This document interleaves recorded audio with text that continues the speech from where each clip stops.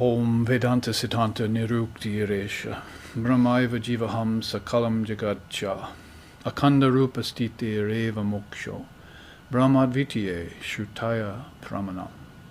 Om Shanti Shanti Shanti.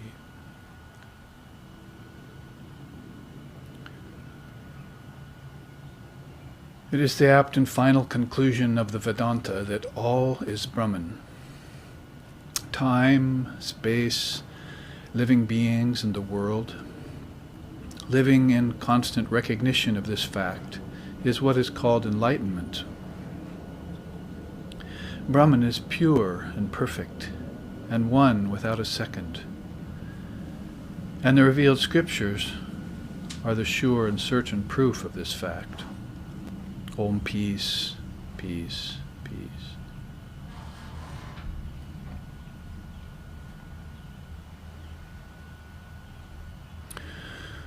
Om Hiranmai Parikoshi Virajan Brahmanishkalam Tachu Brahm Jyotisham Jyoti Tadyadatma Vidho Vidduhu.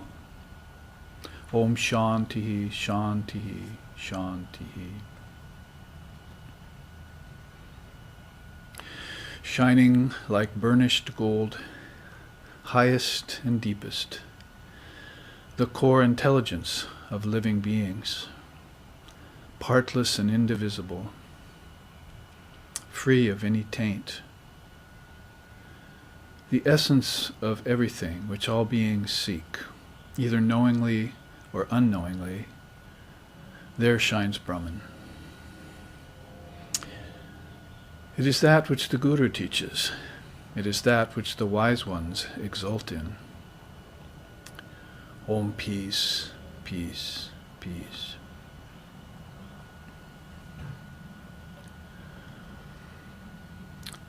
Om Sahana, Om Sahana Vavatu, Sahana Bhunaktu, Sahaviryam Karvavahai, Tejasvi Navaditamastu, Ma Vidveshovahai. Om Shanti Shanti Shanti. May Brahman, the reality, protect us. May Brahman sustain us. May Brahman illumine our thinking consciousness. May we not find fault with each other, with the world, or with the teachings. And may what we study be a source of inspiration to us eternally. Om peace, peace, peace. May peace be unto us, and may peace be unto all. Om Hari Om.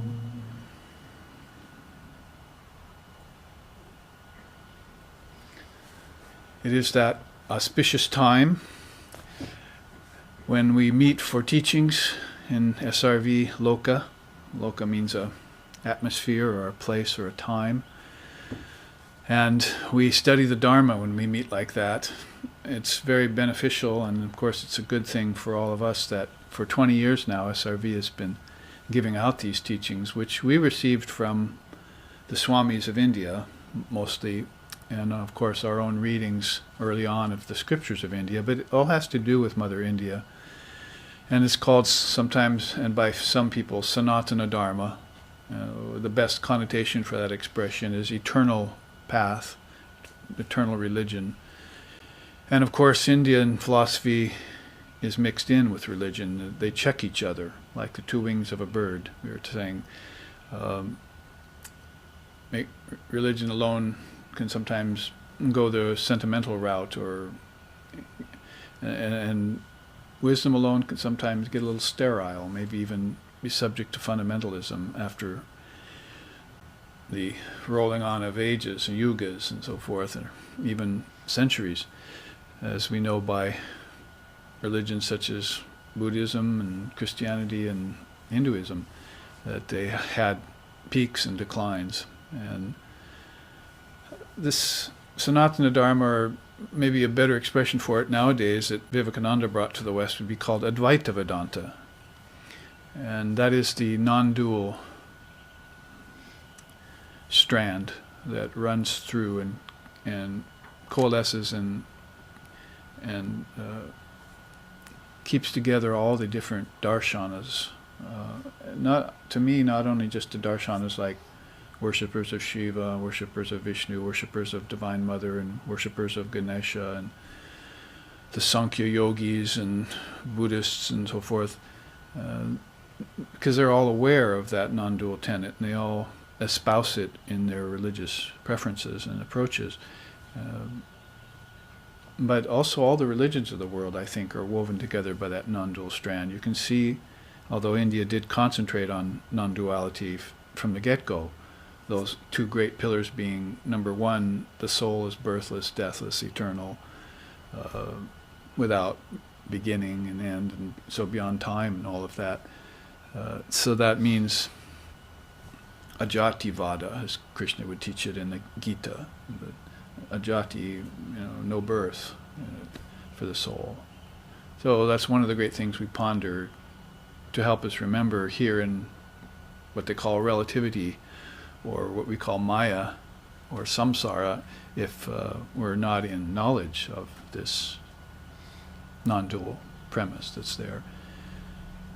We contemplate that to keep ourselves in remembrance. As I just chanted, Vedanta Siddhanta Nirukta Esha, it's all Brahman, Vedanta declares. And if you live in constant recognition of that fact, then that's called enlightenment. But if you forget it, then you might as well be lost completely. And we see lost souls all around us all the time. Some are even pretending to be found, but they're lost. They come up against some sort of challenge or tribulation, or even a trial or a victory even, and it sends them off into some tangent with the ego. So these Vedantic gut checks are necessary, these classes that we undertake. One of the Swamis call these teachings Vedantic thought bombs. That used to be one of the titles of the articles, or little particles of articles that you see in Vedanta Keshari and Prabhupada Bharata and magazines like that these Indian Swamis, of the Ramakrishna order in particular, have been putting out for decades. And the other axiom that I'm talking about, the two axioms, is this non-transformation. It's a real good gut check for spiritual seekers. A parinama, it's called. It means anytime you see transformation going on, no matter what it is. It doesn't need to be just chemical transformations when you're in the lab, or any transformation going on in the body, like growth and so forth. Transformations in the mind, visions you see, growth you think you're making, and so forth. Anytime you see any kind of transformation going on, then you know Maya is in operation.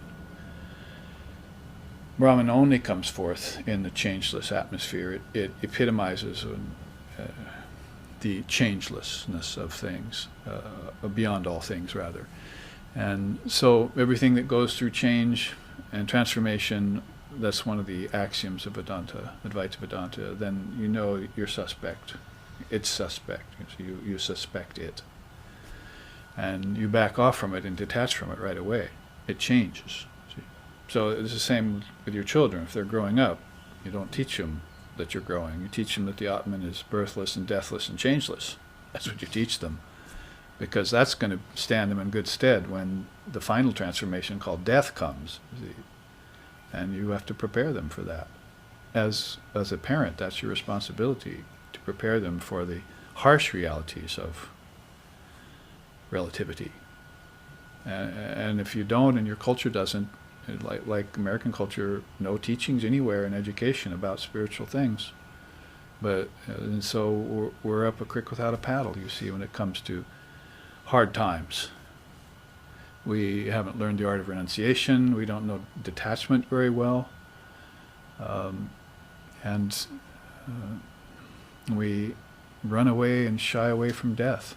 Father of Yoga says that fear of death is the fifth and lowest of all hells that you can be in, fear of death, because back to the axioms, what's that one I said? You're birthless and deathless. If you accept that, not just as a premise, but as an axiom, then if you fear death, and they say it's rather like a snake living in fear of a frog, when it should be having it for dinner.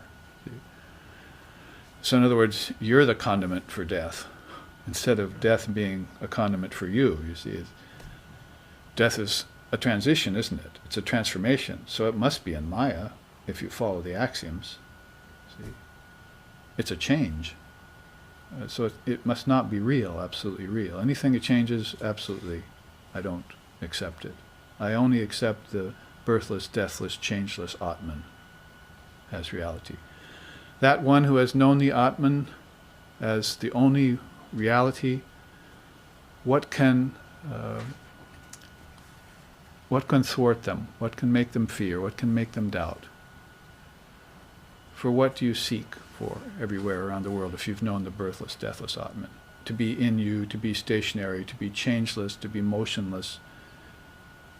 Then if you've known that, then you've recognized the nature of reality, which is changeless and birthless and deathless. So these are the things that underline Sanatana Dharma in its highest definition. And epitomized so well, as the chant said, by the Upanishads, which we're studying today and yesterday here in San Francisco. Welcome to the live streaming audience, those of you who are watching from different points.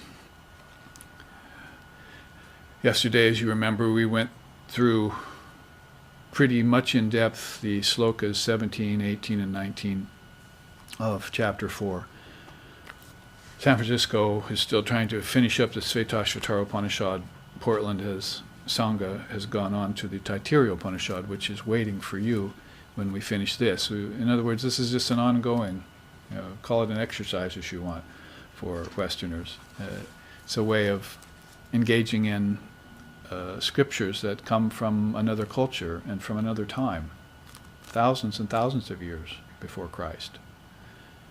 So you are very impressed then when you read them, and you begin to think that maybe the passage of time doesn't necessarily bring us wisdom.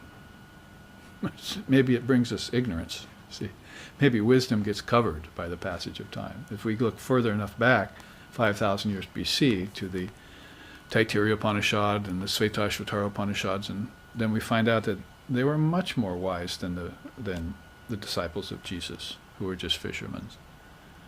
They were talking about these non-dual principles and keeping those first and foremost in their mind, and that was an ancient civilization.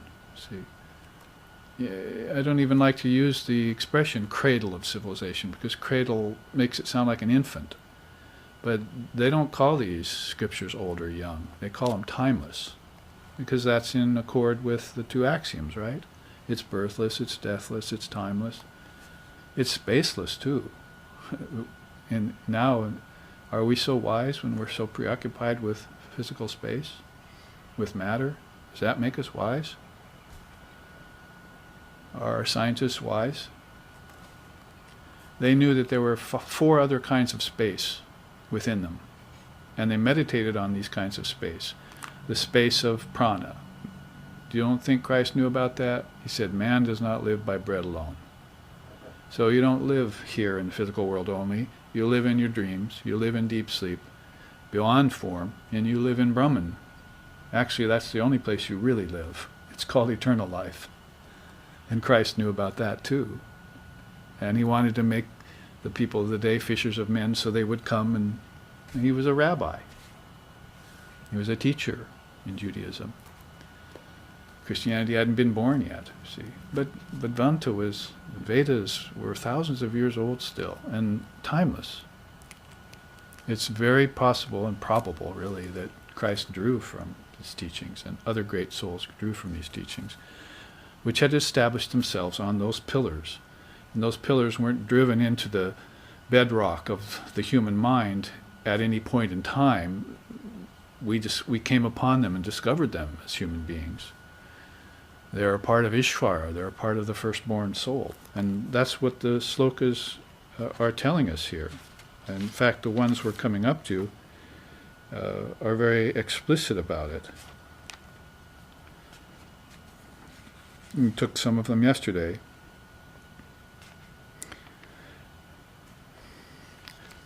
So with that, again, as an introduction to introduce us or to ease us in, hopefully, to the Vedantic atmosphere, which is basically non-dual, we find that there are expressions in the Upanishads and these slokas we're studying that also smack of the qualified non-dual, they call it. There's non-duality and there's duality. Duality is, I and my Father are two.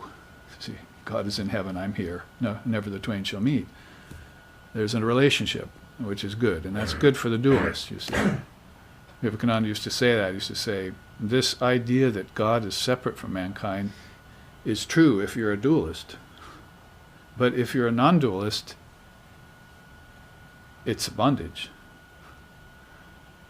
It gets in the way of I and my Father are one, or be thee perfect as thy Father in heaven is. So if you have graduated from duality to non-duality, you must have gone through this stage called qualified non-duality. Vivekananda used Christ's teachings when he said, the qualified non-dual is I'm the vine and you're the branches. See, the dualist is, pray to your Father in heaven. The two, you see. There's a line of demarcation between man and God. Advaita doesn't accept that. Many of the teachings of Judaism and Islam don't accept that. See, that's what I'm saying. A lot of non-dual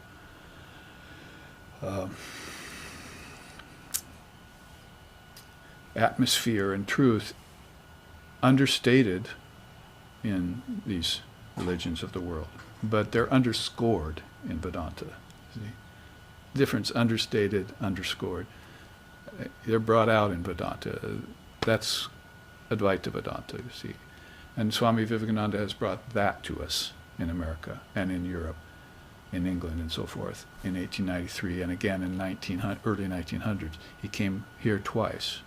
And then he brought his brother monks over. He made them fishers of men, you see, and brought them over here in the early 1900s.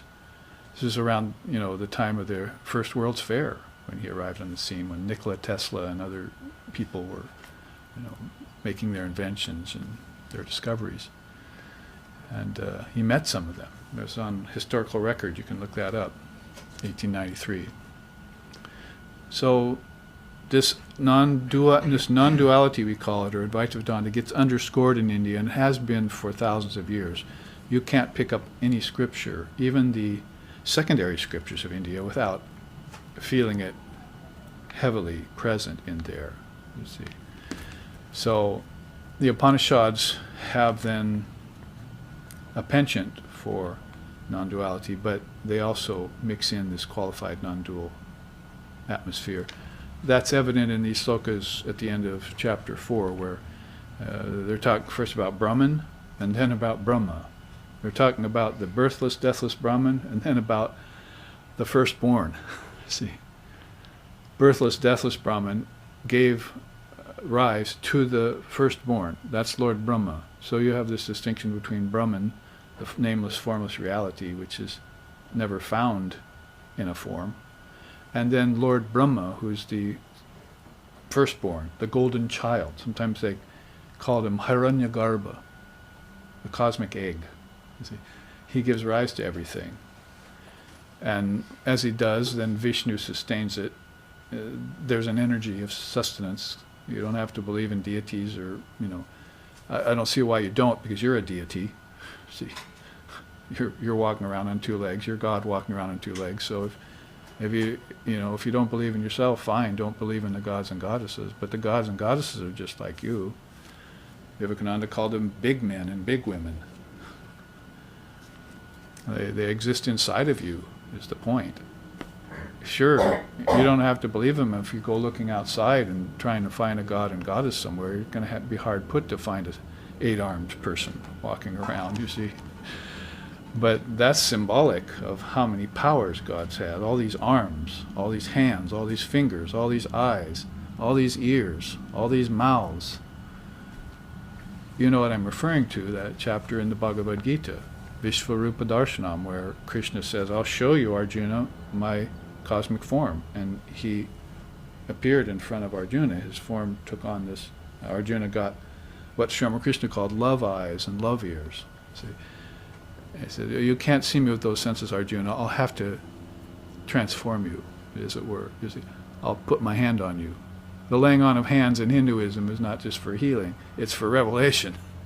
So if Krishna touched you in the heart or the head or anywhere in the throat, then all of a sudden, you would be transcendent of your usual self.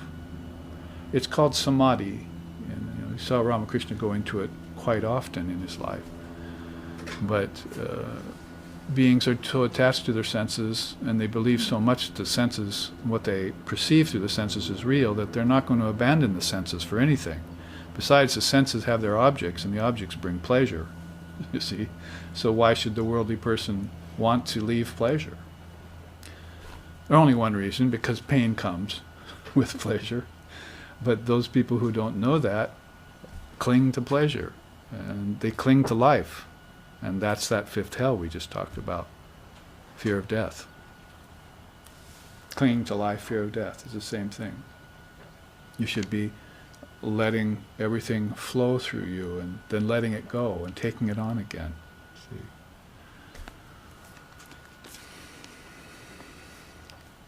Om Pramadina,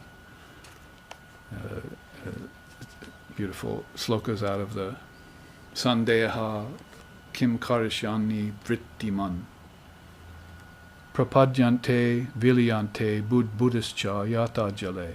Jale means water. See? So ignorance is unreal, so it can't cause you any real doubt. Therefore, what does a yogi do with a mind and its projections? He lets them rise naturally, then he dissolves them like bubbles into water. Buddhischa Yata Jale. He lets them all dissolve like bubbles into water. Remember yesterday I was telling you in your meditation, you revisited your day, and then you dissolved everything that happened to you back like bubbles into water. Thoughts are bubbles, and they can give you problems if you don't dissolve them. Meditation is dissolving your thoughts. People think, I have to sit here and dissolve my thoughts, so here I go. So I'm going to meditate now. I have to stop my thoughts. And they put effort into that. But really, maybe you should be thinking, they rose and now they're going to fall. See, it's just a natural process. But if I don't make sure that they fall, then they're going to leave behind a residue called karma, and I'm going to have to dance to that tune, you see. I'll be on strings like a puppet, you see, hidden, unseen strings. And me and my ancestors and my relatives and my children will go around and round in lifetimes as puppets, you see. But snap those bonds, you see, cut those strings is what they're proposing here, and that's what's done by dissolving everything back into the mind from which it came. The mind projects, and the mind sustains, and the mind dissolves. So that's Brahma, Vishnu, Shiva, isn't it? That's the work of the Trinity in you. But Brahma, Vishnu, and Shiva have much higher aims for projection, sustenance, and withdrawal than you do, you see, than most people do. Their projections are very, very sattvic, very beautiful. That's the world of Ishvara. Yeah. It's a different world than the world of men. It has its original tent has been kept intact. It has kept its integrity. But here, outside, you can't really say down here because there's no up and down here in space. There's nothing up there, and there's down here, it's just earth. But you must say in there or out there, see. So out here, the intelligence has become dumbed down.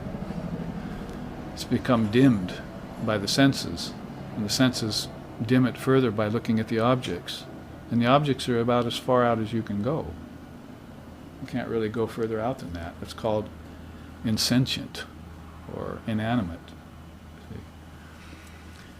And the key that most people don't know is all of this came from inside of you. It's not just a sort of a cute New Age saying or something. It's a fact of projection. So the Trinity started projecting on a very high level, and then the collective mind got a hold of some of its intelligence and projected a little more. That's called the heavens. And then, the individual mind gets a hold of some of the light from heaven and projects here. You see all of these things. You don't have to pray for God for anything. He's already granted your prayer. This is what you wanted. See, why are you praying for anything? Now, if you don't like what you got, then you must dissolve it back into its source. Don't just hang out here and forbear ignominiously, unnecessarily, these sufferings that come from objects, from being attached to objects. Renounce them right now. Renounce the world right now. It's unreal. And be free this moment. Don't live in it anymore. See, I give it up. I dissolve it all back into the mind that projected it. Now, I'll have to keep my mind in that recognition that we just chatted about. Right? You remain in recognition of that fact that all is Brahman. That's called enlightenment. So is enlightenment really so hard to attain? It's really a matter of your own projection and withdrawal. So that's what they're talking about here in these slokas. That is, we started out with 17, which said to us, 18, which said to us, when ignorance is dispelled, there is neither day nor night, nor being nor non-being. There is only that auspicious one, who is imperishable and who is worthy of being adored by the Creator. You see, there you have it. That imperishable one who is worthy of being adored by the Creator. There's the qualified dualism. There's a nameless, formless Brahman, and then the Creator, Lord Brahma. See, so there's a matrix for all of this. And that's precisely why you can't call Brahman the cause of anything. You'd have to say, oh, Lord Brahma must be the cause of this. The Creator God's the cause of this. But I cannot bring God down into this mess, you see. This wonderful mess or this horrible mess. Either way, you can't bring God into it. It remains pure and perfect, as the chant said. Indivisible. There shines Brahman. Hiran Maye. Hiran Maye, Hiranyagarbha.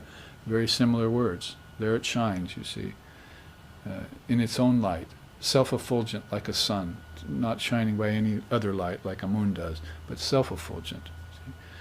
Knowing that to be pure and perfect and the only reality, absolute reality, ultimate reality, then the seer becomes still and quiet. If the bottle is empty, it doesn't gurgle anymore, Sri Ramakrishna said. See? So empty out that mind of all its contents and sit in the emptiness. When you manage to get your mind free of thoughts, that's emptiness. It's not the highest realization, but it's very peaceful. Why is it peaceful? Because you're still there, you see. Who is it that emptied it out? Who is it that's experiencing the emptiness? You see. You emptied everything out of your mind, but you're still there, you see. In fact, the real you has now been stripped of all its coverings. And it's pure and peaceful and happy and motionless. It doesn't have any desires anymore. It's not trying to attain goals. It sees its nature, and that's enlightenment right there.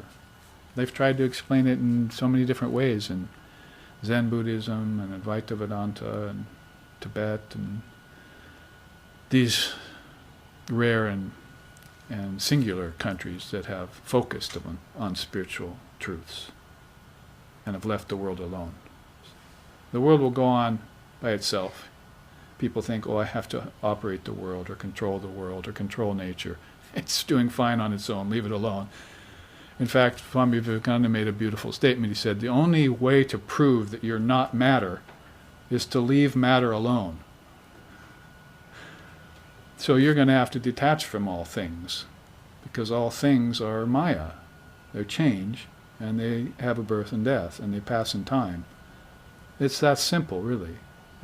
Knowing those few non-dual axioms, then you can be pure and perfect, no matter what situation you pass through. And the situations really are tests for you then, aren't they? They're muscle builders. Swami said, come to the world, it's a gymnasium. Flex your muscles here and then leave it. See? Why do you want to stay here? You've seen it all. What you haven't seen is your own true, immaculate, eternal self that shines in its own light, that's full of bliss. You see, we had that in the chart yesterday. The very top of the Bhakti path, bliss, and on the very top of the wisdom path, transcendence. So those two begin to look like the same thing. Bliss is transcendence. Transcendence is bliss. See, that's where the triangle comes together and the paths merge. And that's back to you. It's back to the source again, your true nature. All of this was just all the time about just realizing your true nature. And these were just methods and steps you took. Path leads to the goal, but the path is not the goal. It has to be realized and trodden. You see. Hopefully you're going to tread it in the most natural and easy way. See. And so the Vedas and the Upanishads give you that kind of help, that kind of clue. So there is only the auspicious one who is imperishable and who is worthy of being adored by the Creator. So you worship the Creator worships Brahman, and you get to the Father through the Son.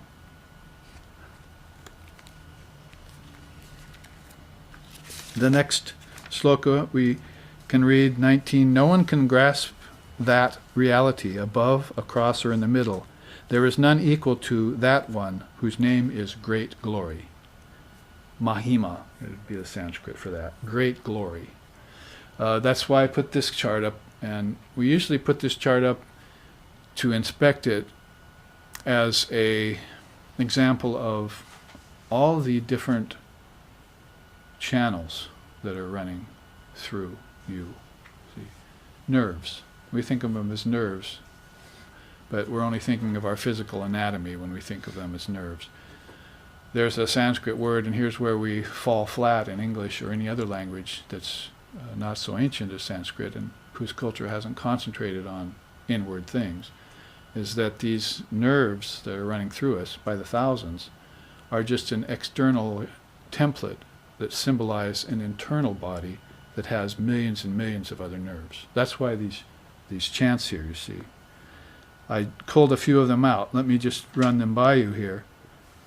Within the recess of the heart is the akasha of consciousness. Akasha is space, with its many openings, shaped like the calyx of a lotus, in which all the universes exist. Does it sound like the kingdoms of heaven are within you?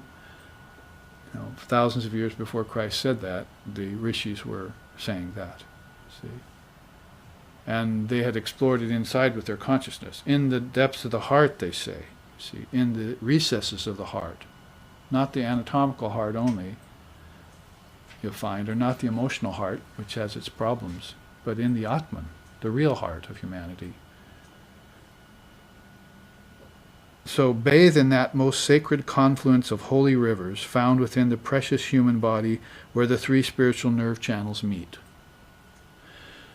I can do another one by memory out of the Srimad Devi Bhagavatam. The Durga Devi says, that's the Divine Mother of the Universe says, there are some 350,000 nerves flowing through the subtle body of mankind. 10 of them are prominent, and 3 of them are especially specific. Those 3 they just mentioned here, where the 3 spiritual nerve channels meet. One up the spine, one around the left of the spine, one around the right of the spine. This one's called Sushumna, this one's called Ida, and this one's called Pingala. And you go exploring inside. You know, that's why we joke sometimes, the Nina, the Pinta, and the Santa Maria, you see.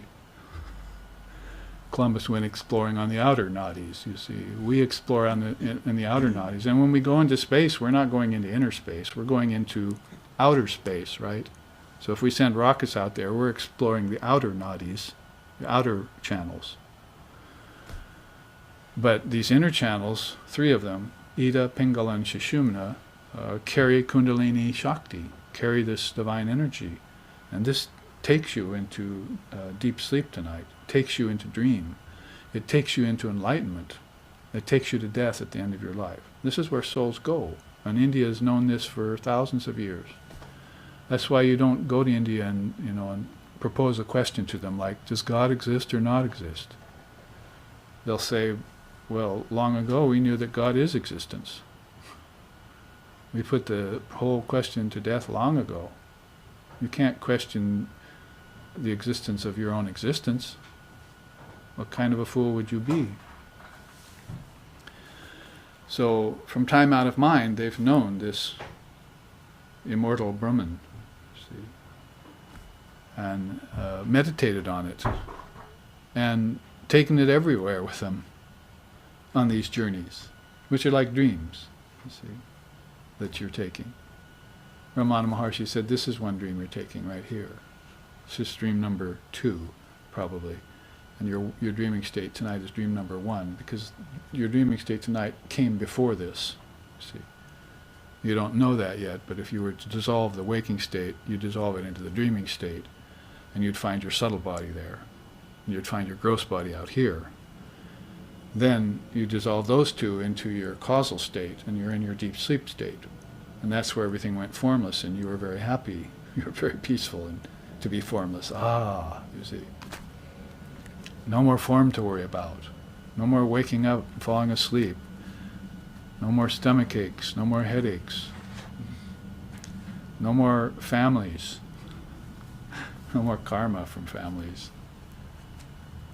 Constant, endless problems that nobody really cares to solve anymore. They just wallow in problems. One of the teachings of Vedanta is you must become abshobha, emotionless. You must be like a ghoul, or like a child, uncaring. See? Why are you running yourself ragged in angst about unreal things, about dreams? Are you right now brooding on the dreams you had last night? I hope not. They must have been pretty bad, or pretty good. Nightmares and dreams, you see. So dreams pass, and this dream will pass too. That's the point. It's just that this dream is taking longer to pass because everything is slowed down here. Everything is solidified. But what hasn't slowed down here is the mind that solidified it. That's a problem. Everything here seems peaceful if you leave it alone. You prove to yourself you're not matter, then leave matter alone. So if you leave matter alone, you'll find it's fine the way it is. Matter is not the problem. It's the mind that's the problem. No mind, no matter. No matter, never mind. My teacher used to say. If there is no mind, there will be no matter, because matter came from mind. These are just thoughts concretized. You concretize the pillow by thinking pillow. You concretize the house by thinking house and building it. It all started out in the blueprint, the architect's blueprint in your mind. That was a thought. Everything happens by thought. And if that's too simplistic for you, then read these chants. That thought flows through 350,000 nerve channels to get here. And you flow back through those 350,000 nerve channels to get into your formless body again. See? But this flow is happening so fast that you don't see it. That's what I mean. The mind happens so fast that this may be slowed down and densified, you see, but your mind is still running miles a minute, you see. It won't stop. And meditation leading to enlightenment is all about making the mind stop, at least for a while, so you can see what you're doing. First you'll see that God's not doing it, then you'll see that there's no devil doing it, and finally you'll see that you're doing it, and that God and devil are both in you. See? And then cut to the chase, you're on the brink of enlightenment. And you say, when will I stop doing this to myself? and just rest. Is death the only rest for you, or can you rest in life? Because if death is the only rest, then you're leaving it to Maya to come and go. See, you're not taking the bull by the horns. But if you can sit like this for an hour and stop the processes and check in with your true self, then you'll find everything out here starts to radiate. I mean, are the seers and saints and yogis and avatars and rishis, are they having the problems you're having? If you've lived with one, you know they're not, like I did. I lived with several, and you'll see that they're enlightened. Everything is the same to them.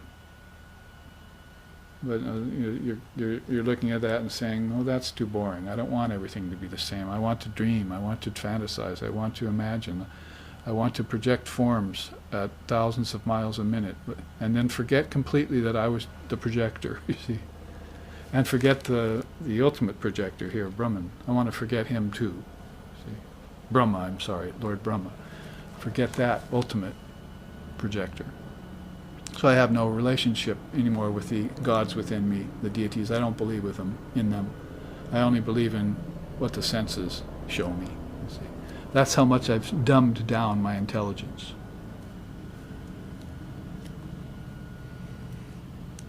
How sterile I've left the equation of life. So then how can you complain when life doesn't satisfy you anymore? It's really your own doing. When they're sitting there in peace and bliss, and or trying to get there, or enjoying the path along the way, you're complaining about all the problems of life that you projected, and blaming them on someone else. So it's not going to wash. See, you have to be the dictator of your own destiny. See? And in order to do that, you're going to have to be a participant in your own awakening. You can't leave it to chance. Chance is Maya. See? Chance has been rolling on forever. And those people who left things to chance ended up in Maya. So these slokas, in a very short few words, are giving you the solution every time they're read, every time they're spoken, every time they're thought about or meditated upon. The solution's right there in a word. The next sloka is, "Some, being afraid, approach thee." 20. "His form does not stand within the range of the senses. No one perceives it with the eye. Those who know it through the faculty of intuition are thus seated in their heart, become immortal." So back to the heart of things, you see. And these nerves. Here's another example. "That individual soul is as subtle as a hair point, divided and subdivided hundreds of times." How are you going to explain this to people? You have to sit down and think, what's very fine? What's more than a micron in the end of a hair, you see. So if I can see that actually with my eye, so now I'll use that as an example for people to explain to them what the Atman's like. It's more subtle than a hair point divided hundreds of times.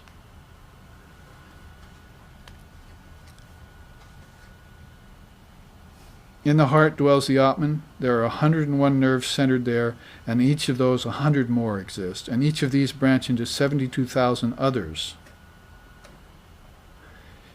In all of these, Shakti power flows. This dynamic energy of Brahman that I was talking about. Up the centers, down the centers, in the centers, out the centers, inner space, outer space. This flow of dynamic energy. It's not kinetic, it's not electric, it's not the energy from food, it's pure spiritual energy. Getting a hold of that, the yogis, the rishis, and the seers and saints and so forth do marvelous things in the world. First they use it to break their attachments from things. If you see this energy flowing through you, you want that. You don't want these pale, wan, pallid forms of energy that are making you hungry and thirsty, and then making you satisfied, and then making you hungry and thirsty again. Or you don't want to just measure electric vibrations, you see, and write them down in books by the hundreds and thousands. Or look into space and take a bunch of notes, you see, and then send up a rocket and have it come back and with information you can't process, which changes every time you look at it. You want this energy now that is true to itself, that's authentic, you see, that's noble, that's inspiring, you see, that causes you to come to class and listen to words about it. See? Mother's in everything, doing everything. Ramakrishna's whole secret was he let her do everything. He just saw her and backed off. See? Te Adhyatma Yoga Nugata Pasyan Devatma Shaktim Svagunayar Nagudam Yaha Karanani Nikilani Tani Kalatma Yuktanya Adidishtat Yekaha. On and on they go explaining this. By the yoga of meditation, the ancient seers saw this divine energy flowing through thousands of nerves in everything, inside of everything. Devatma Shakti, the divine energy, you see, of Shakti. That's right here in this Upanishad, this one of the meditation chants we've memorized. See? So these are some of these beautiful quotes. Here's another one. There in the heart, where all the subtle nerve endings meet, like the spokes of a chariot wheel at the hub, abides the Atman, stationary but becoming manifold. Meditate upon that self as Om. And Godspeed to you in crossing over to the farthest shore beyond all darkness. How's that for a blessing for the day, you see? Anyway, 5 or 6 of these chants, plus one I pulled out of the Devi Bhagavatam, all on this inner nerve this channel, this system of nerves that are not just flowing in the physical body, but they're flowing in the subtle body within you, and along which these energies flow. I did some sort of pathetic attempt here, you see, to show all these nerves and where they're going. See, the basic structure is there, but I couldn't sit there on a computer and draw 350,000 lines on an 8 by 11. You see. So I left it this way, you see. But we've looked into this. I bring it up here not to examine the 3 worlds and the different chakras. We've done that in other classes. I bring it up here in that context. It is the great. It is the eternal. It is worthy of being worshipped, and from it came all the ancient wisdom. Those are slokas we had yesterday.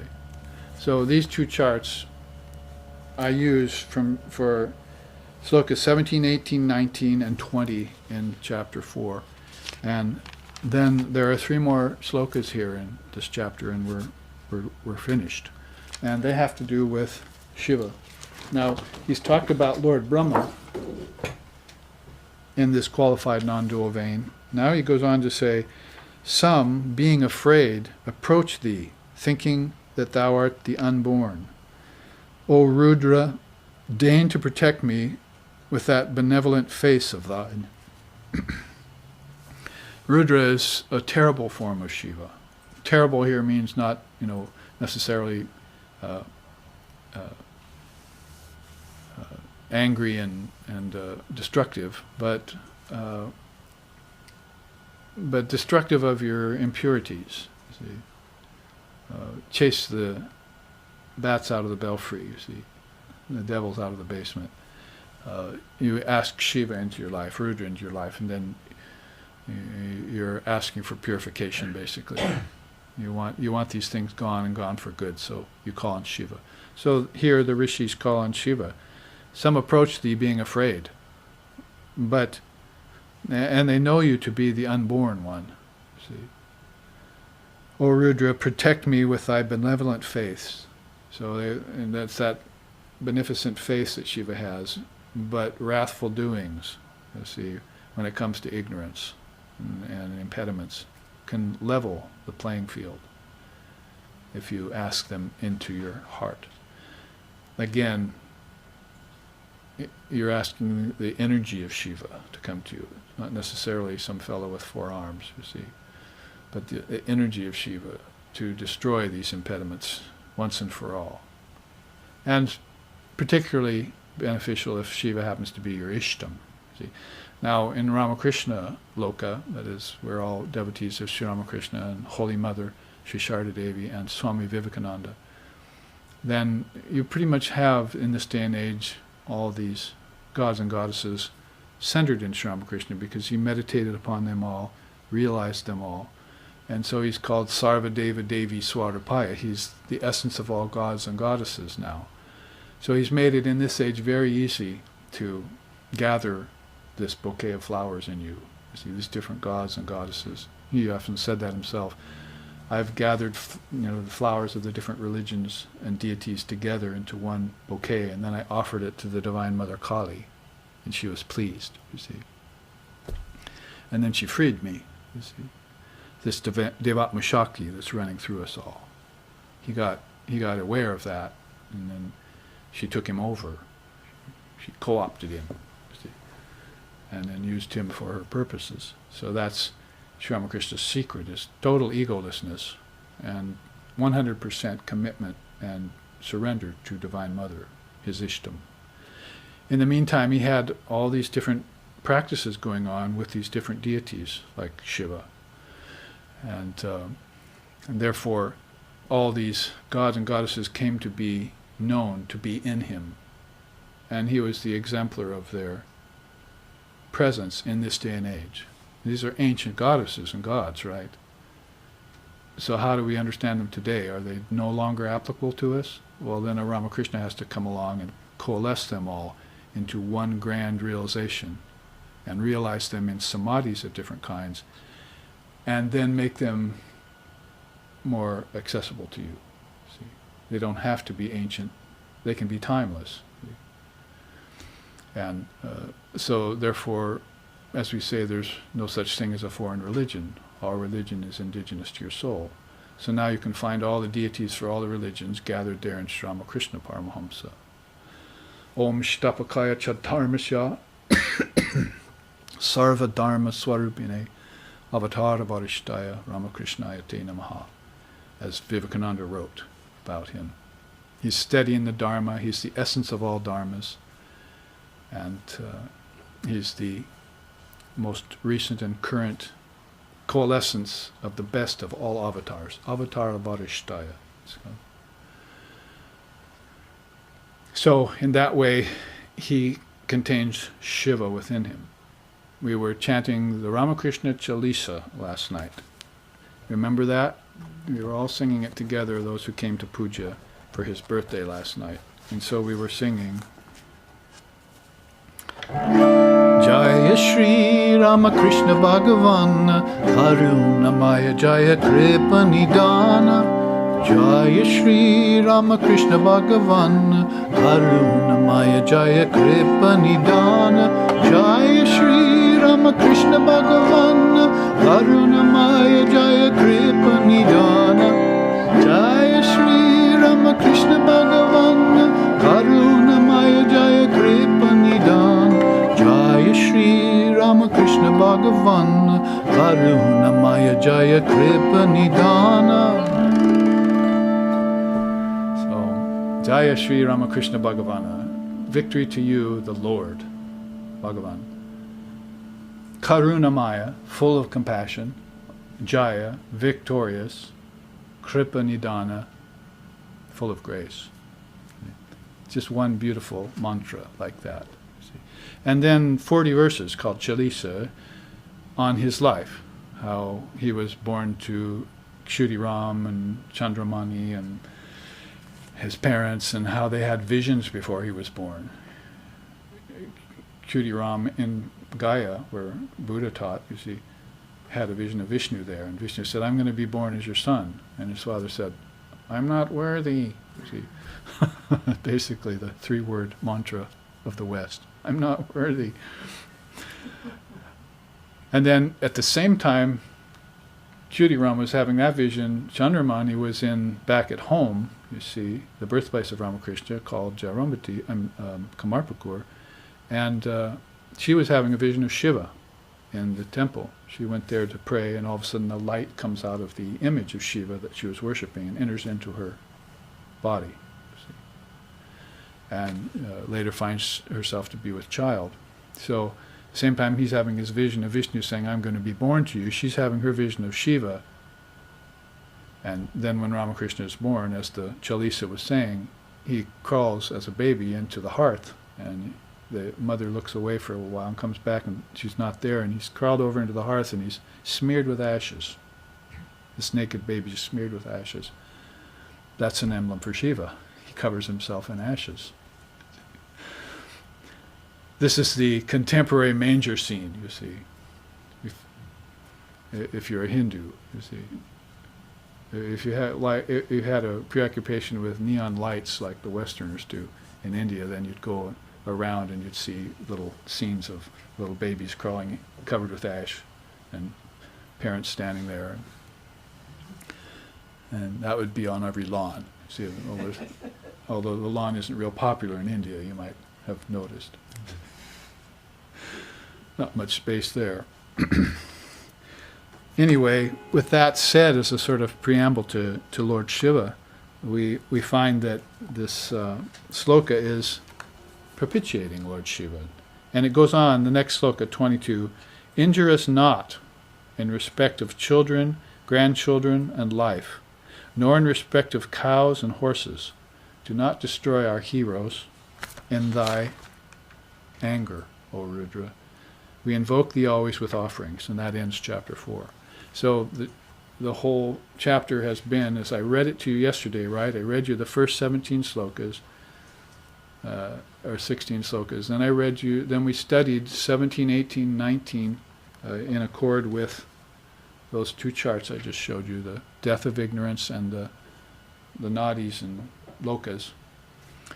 And then now here we read 3 chapters at the end about Lord Shiva. And we can look therefore at this chart for a minute to see what Shiva is, since he has come up. Remember, Brahma, Vishnu, and Shiva being the Trinity is this very important matrix that you pass through. If you come out of formlessness into form, then you'll see the Trinity. And then you'll pass through the Trinity to earth. This is inward to out, not upward to down. This is inward to out, they're trying to explain to us. This is what they've seen as they pass through the kingdoms of heaven within you. Or my Father's mansion has many chambers. Christ went on to say, my Father's mansion has many chambers, some of them of rest and some of them of sojourn. So there's the sojourn. These different nerve currents, your soul, that is your mind, is taking. Remember, in Indian philosophy, we make that distinction. You have a soul that's immovable, and you have a soul that moves. See, that's in keeping with Brahman and Shakti, isn't it? But you don't want it to be in keeping with Maya. That's false motion. See, Shakti is real motion. Maya is false motion. See, that's the illusion of motion when you're in Maya. So you think you're coming, you think you're going, you think you're growing, you think this and that, but really it's all dream. A man running a race in a dream, Gaudapada says, goes nowhere. He may get a trophy at the end of his race in a dream, but he wakes up in his bed and there's no trophy there, you see. It was all a figment of his dream. So the same is out here, you see. You can't take it with you kind of idea. You may have this for a while. You've projected this. You've gotten yourself into it. In fact, beautiful that Portland is studying the Taittiriya Upanishad. And in the Taittiriya Upanishad, later, that Portland devotees haven't seen there, there's this sloka. The Atman desired, may I become many. Let me procreate myself. The Atman brooded over itself. Having brooded, it projected all this, whatever there is here, from inside to out. Then Atman entered into it. Having entered into it, it became both being and beyond. It became the defined and the undefined, the founded and the foundationless, the conscious and the unconscious, the real and the unreal. Whatever else there is, yea, it became the entire reality. For that reason, sages declare that all this is real. From that standpoint of their understanding, all this is real. From the standpoint that a person doesn't understand the Atman, all of this is unreal. See? It's Maya. So take your pick. Do you want to see all this as God, or do you want to experience all as Maya in continual rounds of pleasure and pain?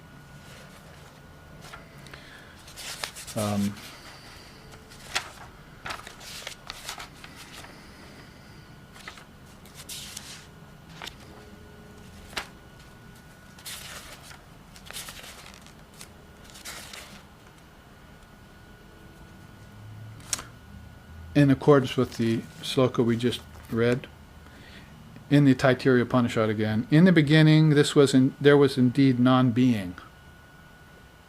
From that verily being sprang. That of itself assumed a self. So Brahman of itself assumed an Atman. It assumed a self, and that assumed another self, called ego. It's all assumption, in other words. Therefore it is called the self-made or well-made.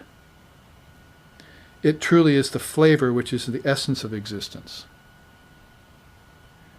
Surely by grasping the flavor, this one, the individual soul, becomes blessed. If you get the flavor of Brahman in everything, then you are blessed. This is true life. This is eternal life. Everything else is palate imitation. See? It's like eating cotton candy for nutrition. It's tasteless. It doesn't end you up in any profound place or realization. Who indeed would breathe? Who would remain alive if this bliss were not in the ether? Brahman is this bliss. Remember the chart? Right? This bliss that is at the apex of everything. We were saying yesterday, Ananda doesn't have an opposite. You put a in front of a word in Sanskrit and it's its opposite. So if you say nitya, means eternal. You put a in front of it, anitya, means non-eternal. It's opposite. But you can't put an a in front of Ananda. See? Ananda. It doesn't have an opposite. Joy does, you see, and happiness does. But bliss doesn't. The bliss with a capital B is Ananda, you see. So that's what it's saying here. If you grasp this flavor, this individual one, you become blessed. For who indeed would breathe, who would remain alive, if this bliss were not present in you, and if it were not present in the ethers? All 5 of them, by the way. Not just physical ether. It's here too. You can get bliss here too. But you get more and more bliss as you go inward. That's coming up. Indeed, it is that and that alone that causes blessedness. Now, the individual soul becomes fearless only when it obtains a firm and peaceful ground in that invisible, selfless, unutterable, supportless reality. Whenever it assumes the smallest interval in that state of identity, then it has fear. Where does fear come from then? By falling away from Brahman even the slightest bit. By forgetting your Atman even in the least, you see. Tiniest modicum of forgetfulness causes this fear. It allows fear to enter. Vivekananda was fearless. Always in realization of his Atman. Always. Not a second passed, you see. That is why even a wise man has fear when he is not reflective.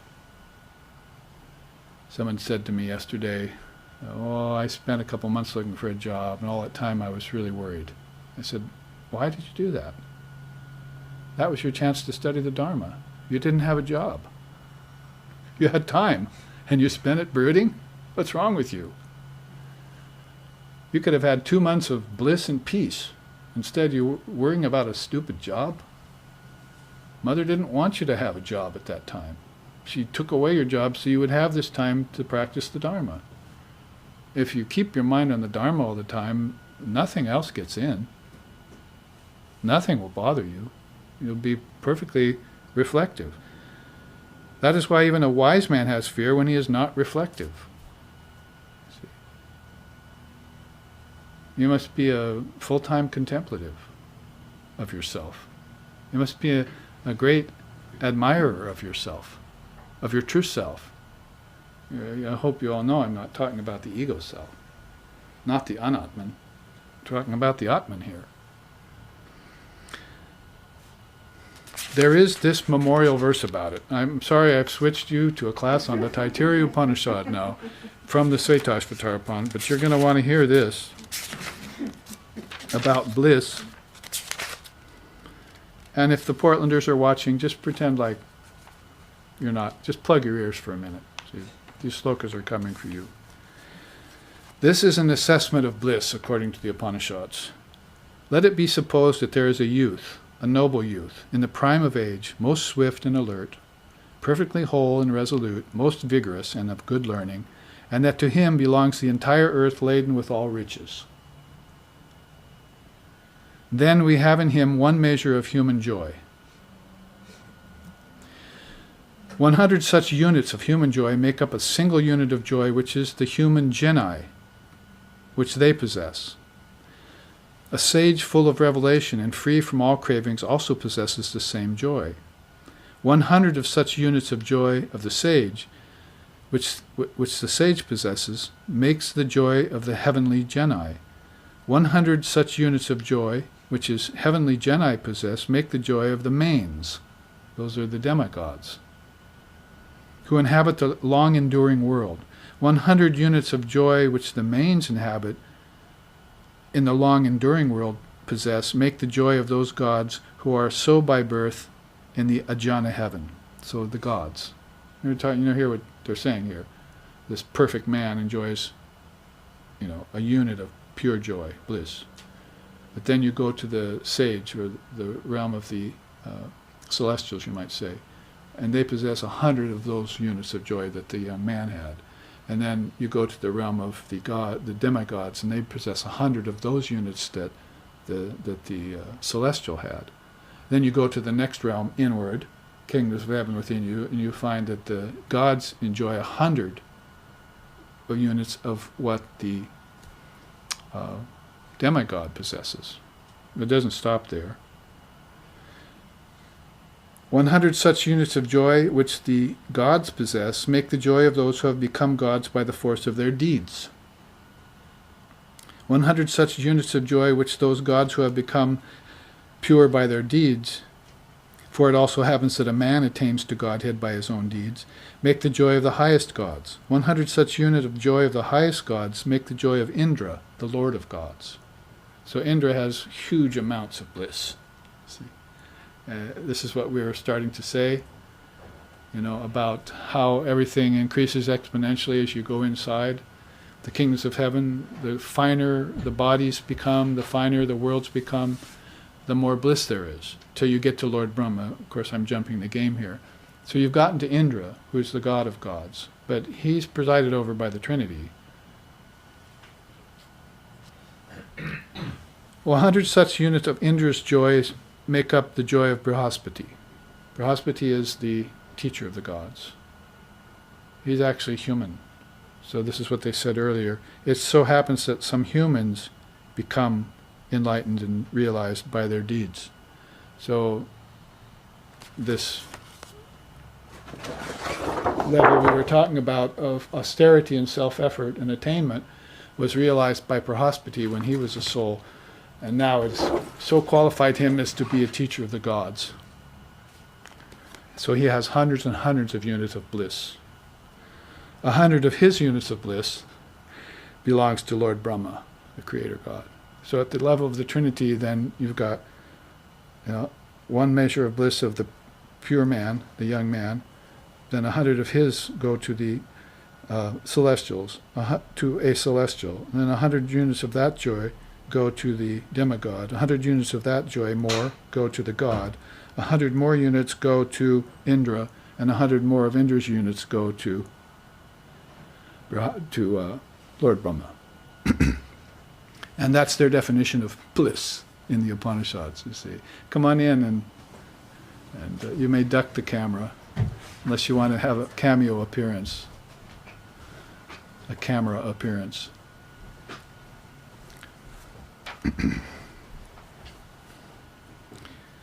All right, now we know how much bliss Brahma has, right? But it doesn't end there. A sage who is full of enlightenment and free from all cravings possesses all these various measures of joy severally and progressively. So an enlightened soul has more bliss than Brahma, Lord Brahma has. And this bliss which is in the human being is also in the yonder sun, and they are the same. That one who comprehends fully, as stated above, after departing from this world, transcends the Annamaya, Pranamaya, Manomaya, Vijnanamaya, and Anandamaya koshas. With regard to that, there is also this memorial stanza. And here we'd better leave the Taittiriya Upanishad, or this will turn into a class on the Taittiriya Upanishad instead of the Shvetashvatara Upanishad. So those are some slokas taken out of one of the other main Upanishads. There are 108 of those, but 11 of them have been commented on by Shankara, so they're major Upanishads. So there you have something to the effect of the definition of bliss. So finishing up chapter 4 then, we have those slokas on Lord Shiva. So let's look at his chart here really quick. This chart, some of the teachings on Shiva in the Shiva Agamas, that is the scriptures of Lord Shiva, which are read and studied by the Shaivites. Remember, they're one of those lineages, one of those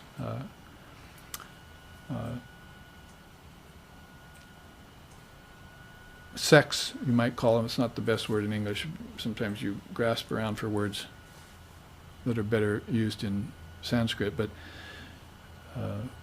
they study these Shiva Agamas and these scriptures.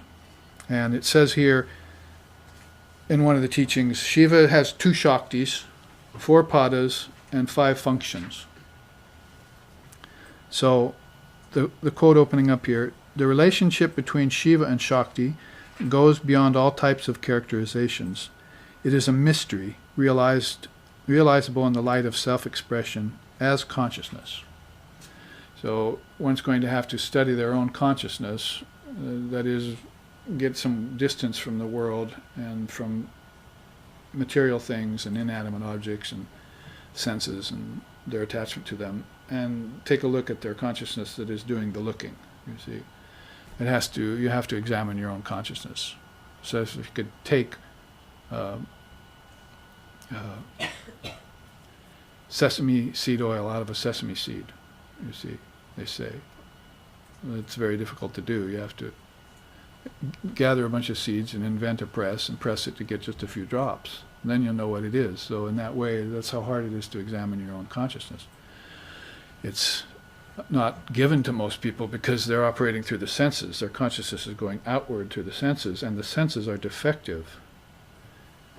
Otherwise, they would have shown us God, the reality, but they're not. They're showing us Maya, the world of name and form, time and space and change, attended by suffering and misery. Pleasure is a kind of suffering, too. So, you would have to study your own consciousness to know, in the light of self-expression, what Manoranjan Basu, this great tantric adept who's still alive, I think, is, so we saw him in India some decades ago, but you have to know that to understand what he's saying there. This mystery realizable by that being who can examine their own consciousness, can step back in meditation and examine their own consciousness. And first, of course, you'd be identifying consciousness with the mind, which is a mistake ultimately, because it exists beyond the mind. And, of course, beyond the intellect, too. That's Atman, we call it. So let's look at these, first these 4 padas. Pada would mean kind of like a foot, like how you get around. The 4 feet of Brahma, they say, the 4 feet of Shiva. So these are the way Shiva gets around without being seen. You see why wisdom is so invisible. First of all, his first foot is Jnanapada. He makes himself known, or makes himself intuited, or felt anyway, by maintaining philosophical systems.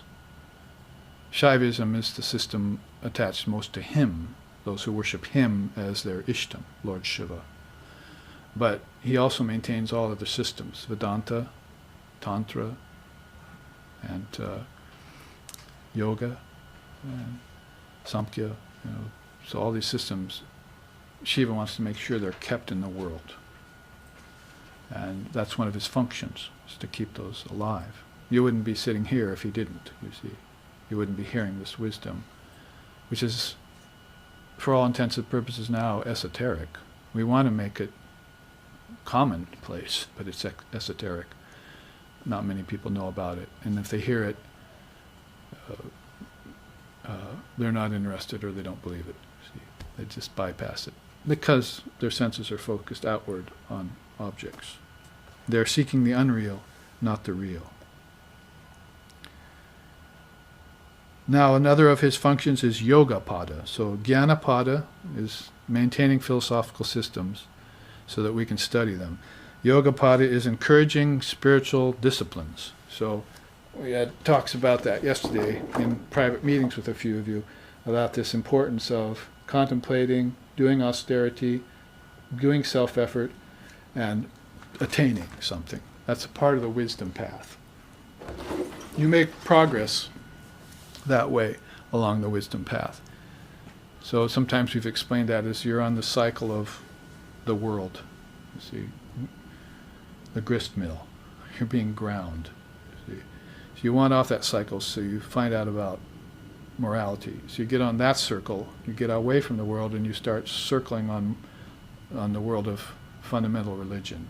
You see, you're going around seeking morals and ethics. Thou shalt not kill, do not steal, so forth. Then that becomes inadequate for realization. So you get off that circle, and there's another circle going the other way around that circle called Dharma, teachings. Now you find, oh, there's more than just being a moral person. There's actually teachings that I can hear that will make me, that will introduce me to the level of spirituality. So now I go, I find a teacher, I enter a path, I get a mantra, I get initiated, I get a mantra, and then I listen to the Dharma as much as I can take in, like water for a thirsty man, or air for a suffocating man. I want to hear that Dharma all the time. See? And that's, then pretty soon you fill yourself with the Dharma, as we just said. Why did you spend 2 months worrying that you didn't have a job? That was your chance to study the Dharma, and you missed it. Because you're worrying. Oh, I don't have anything to do? Great, let me pick this up and start reading.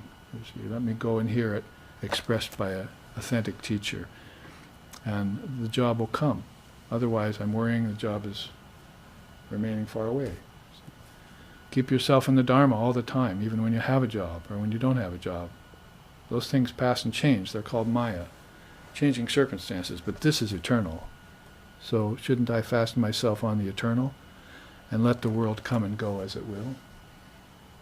Why should I worry? Why should I be unhappy when the eternal Dharma is within me? See, but I have to remind myself. I have to perk what's inside of me. Like I'm a piñata, you see. And I have to go poke myself, you see. Or poke the teacher. So you're on that cycle of Dharma, and you think, is that it? No, then there comes another cycle where you practice the Dharma. What a novel idea. I should actually practice? Hearing's not enough? No, I must hear it, Shruti, and then I must contemplate it in my mind, and then I must realize it. And that's called sadhana. You get on the cycle of sadhana where you practice what you've heard. You see, you don't practice what you preach yet. You're not qualified to be a preacher. See, you practice what you've heard, and you turn it into pure experience, and that ends all cycles and gives you enlightenment. See? Krishna says in the Gita, you must know that there's an end to knowledge in truth. There's an end to knowledge. So you can't just become a professional student of any kind of knowledge, lower or higher. You're going to have to translate that into direct spiritual experience. Nididhyasana, they call it. Or Ganesha, the elephant-headed god, calls it Anubhava. See? Anubhava tattvam.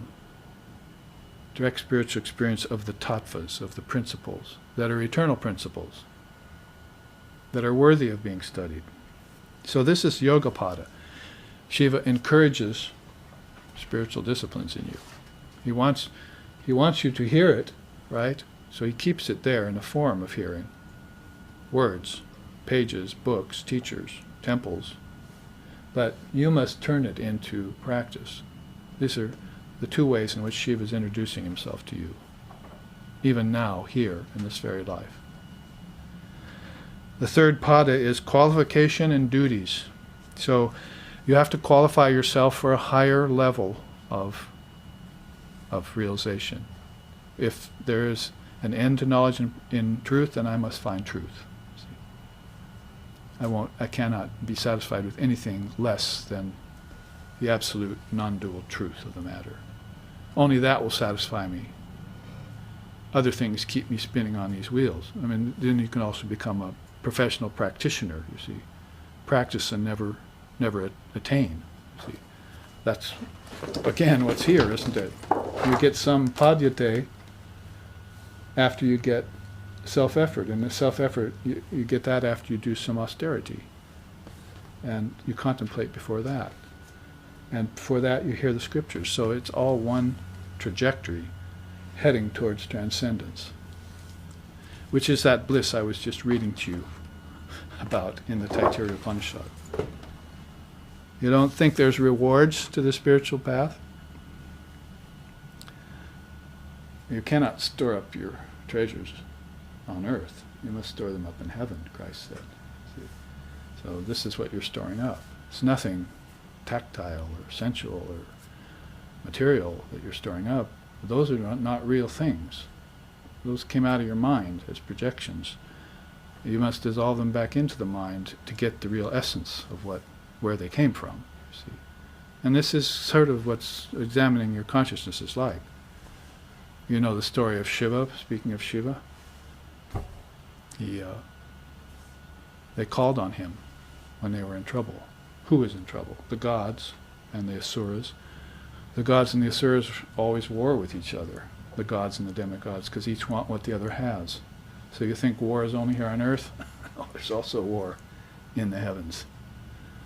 So they are warring, you see. And then Brihaspati, the sage we just mentioned, they approach him and they ask him, we've heard of this Atman that's beyond all, which is the greatest treasure of all. See, they're into treasures. So they're thinking Atman is some treasure that's, they can actually, like a jewel or something they can have. But they don't know its real nature yet, like full of hundreds and hundreds of measures of bliss. So Brihaspati says, yes, there is such a treasure, and you might be able to attain it if you churn the ocean of nectar. So the gods and the asuras decided to quit warring and go into cahoots about this thing. So they saw the ocean of nectar there, and then they see, we need a churn. So they saw Mount Mandara nearby, so they turned Mount Mandara over. They picked up the mountain, turned it over. And then Vasuki was nearby, the great snake, so they wrapped him around Mount Mandara. And the gods got on one side of the snake, the head side, and the demons got on the tail side, the asuras. They always get the wrong end of the stick, you see. And then they started pulling Vasuki, and it made Mount Mandara act like a churn, and they dropped that into the ocean of nectar. And then, as they churned the ocean of nectar, all these beautiful things started coming out of the ocean of nectar. Lakshmi's diadem, and the winged horse, and the cow of plenty, Kamadhu, who gives milk all the time, but you don't have to feed it. All these beautiful things started coming out of the ocean of nectar. And they started grabbing them for themselves, you see. But what they didn't know about possessing things and grabbing things is that there's a karma to pay, you see. So as they're churning the ocean of nectar, unbeknownst to them, off to the side, this poison is forming out of the ocean of nectar, which is their greed, which is their ignorance. So this poison starts flowing out and begins to eat through and erode the foundation of their world. Remember, worlds are inward. There are planets out in space, but what can we do, you see? We can't even reach them, mostly. But these inner worlds, you see, where the deities live and where the celestials live and where your ancestors have gone, inside, within, they say, the kingdoms of heaven within, or my Father's mansion has many chambers, those started eroding the foundation for them, and they were going to destroy these lokas, this acid, this poison. So they called Shiva. They said, Shiva, what can we do about this insidious poison that's eating away? And so he took a great cup, you see, and he caught it, and he drank it. And that's his sacrifices. He's called Nilkanta, blue-throated one. And if the poison had have gone down into his system, it would have destroyed him, but Divine Mother was there. And we just say here, Shiva and Shakti goes beyond all types of characterizations. See? It's a great mystery. So wherever Shiva is, Shakti is. Sri Ramakrishna used to say, wherever the male pigeon is, you'll see the female somewhere, see, nearby. They might not be together, but you look and you'll find, you see. So wherever that male principle is, that female principle is bound to be. So she stepped up and put her hand on his throat so the poison wouldn't go to his stomach, and it stayed in his throat, and it turns his throat blue. And so to this day he's called Nilkanta, the blue-throated one. And so he quaffed all the poison of these actions of the gods and the goddesses, gods and the demigods rather, and saved them that way. So this is one story about Shiva as we look through this in accord with this pada, charya. Charya is like a teacher, see. So you'll have to qualify yourself to become able to transmit these teachings. You can't do it too early because it's a precision machine, right? You have to know how to operate a precision machine, these scriptures. So you do austerity, you meditate, you contemplate, you realize, you take the teachings and so forth, and get some attainment under your belt, and then you qualify yourself, and then your duty is to spread it. See, this is all. You think that maybe one of these would be the end-all and be-all of existence, and for some it is. They get the knowledge and they merge, and that's it.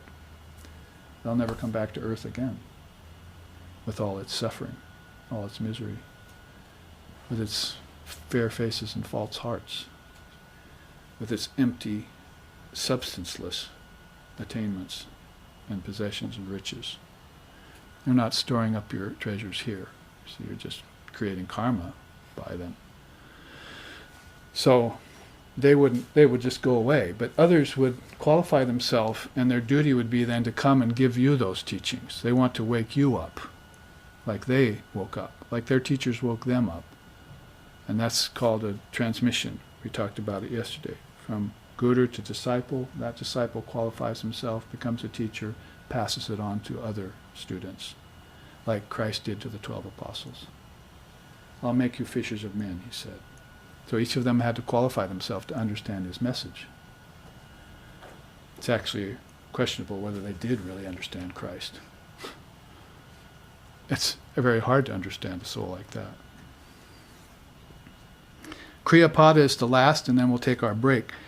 Divine and dharmic activities. Once you qualify yourself, then what's left for you? You see, you could leave the body right now and it wouldn't matter. In fact, better for you if you did.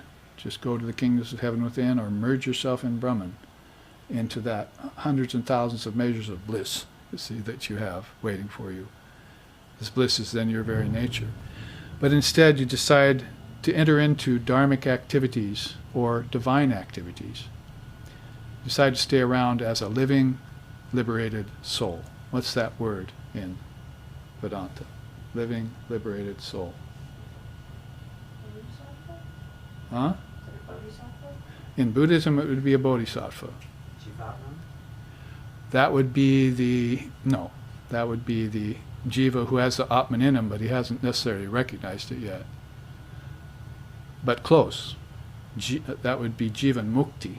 You had the first word right. Jivan mukti means a living, liberated soul. He's a jiva still, but he's liberated in life, like my teacher was, Swami Shishananda. He had seen Holy Mother face to face, and she had blessed him. And he used to say, I've heard her voice, I've seen her face, now I long for her grace with all my heart. So just a few times to seeing Holy Mother, he had seen God in this very life of his. So he became a living, liberated soul, and he could transmit these teachings to you.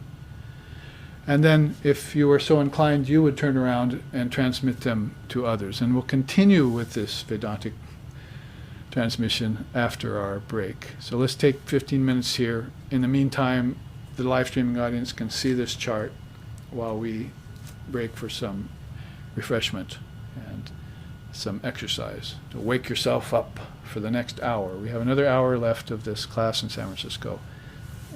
But we have reached the ending of chapter 4, so we'll put an exclamation point on it. So here we'll take our break. Om Namaste. Thank you.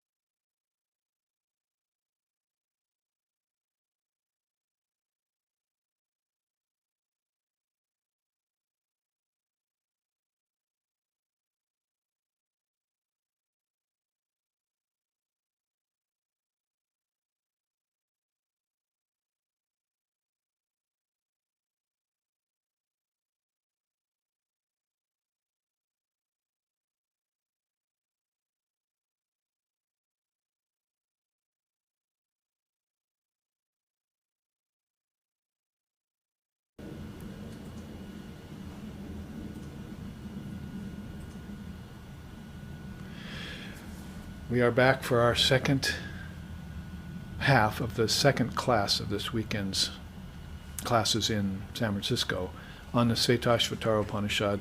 We're practically done with chapter 4, which is a good hallmark for us here in San Francisco, because then when I come back in May, you will know that you should be looking ahead to chapter 5, so you're preparing yourself, and that's what we just talked about, this qualification and duties, this kind of prep that you do, which is one of the functions of Lord Shiva. We're thinking of Lord Shiva here as a divine energy flowing through us, sort of like Shakti. We don't have to necessarily think of him as a four-armed figure, or with many heads. Those are, of course, symbolic of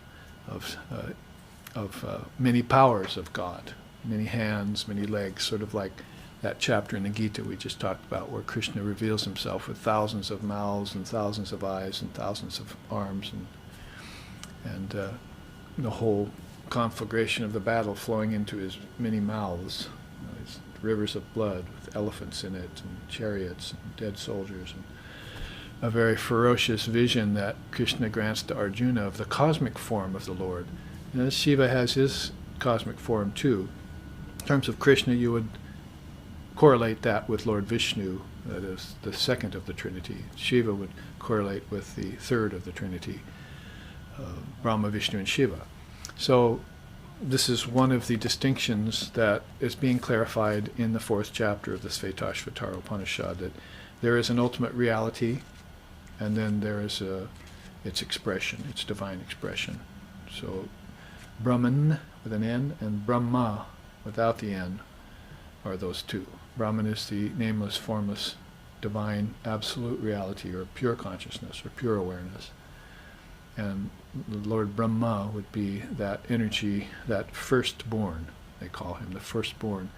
And he gives birth to other great rishis and manus, the 10 great minds, and the 7 sapta rishis that has come out of Lord Brahma. So they preside over the 7 worlds and so forth. So there's this whole cosmology, ancient, timeless, and long-lived, by the way. That's its most amazing characteristic, other than the ancient wisdom came out of it, which the Upanishad has just told us, is that it's so long-lived. These ideations are divine concepts that were in the minds of the rishis, got put down in such a way, we were talking about that at the break, that it was an oral tradition. You would chant one of these great sayings or thoughts that realized by any given family of rishis to your child, and they would memorize it. And so this is how you learned the greatest teachings of life. And then later on, maybe there was less time, maybe even less intelligence as the ages rolled by. Then you had this need to write them down so they wouldn't get lost. Vedavyas, the father of Vedanta, with the help of Ganesha breaking off one of his tusks and dipping it in ink and writing, is the way we explain that in the Itihasa, the scriptural history or mythology of India, a story about Ganesh and Vedavyas getting together, and Vedavyas, there's an end of an age, and Vedavyas has all the scriptures by memory. He's an amazing mind, father of Vedanta. So he wants to, it's time to write them all down, so they have plenty of paper but no pen, you see. So that's why whenever you see an image of Ganesha, he has just one tusk. And you wouldn't know that otherwise. That's because he sacrificed one as a pen to dip in ink to write down all of Vasishta's wisdom so that it wouldn't get lost. Well, that was also the work of Shiva when he's trying to maintain philosophical systems. That was the Shiva portion of Vedavyas, who was there on purpose to write down these Upanishads, or we would not have them. It would just not be there. And there's 108 of them, and there must have been many hundreds or thousands of them, because there are that many families that were involved in spiritual life in that age. They called it the Golden Age, Satya Yuga and so forth. I mean, it's a different kind of Golden Age than, say, the Greeks, because we know how quickly that passed. But that's one of the amazing things about this long-lived, long-lasting wisdom of which I started out the class today saying, calling it the Sanatana Dharma. Sanatana means eternal, and Dharma means path or religion. So this has been there from time out of mind. Ramakrishna mentions it in the Gospel. The Sanatana Dharma of the Hindus has lasted forever, and it will last forever. So, and basically that's because it goes back to those two pillars I was talking about. No birth, no death in the soul, and no transformation in the soul. If you're talking about the soul with a capital S, pure consciousness or timeless, deathless awareness, you're talking about something that never changed and never will change. And everything around it is always changing. So, Nityo Nityanam Chaitanas Chaitananam, they say in Upanishads. It's the eternal among non-eternal things. It's the intelligence of the most intelligent ones. So in that way, we see and revere these great souls and these great beings like Lord Shiva, who keep these things present for us to contemplate, meditate, and get free if we happen to fall into bondage. By the way, you should never fall into bondage because it's not actual. It's always assumed.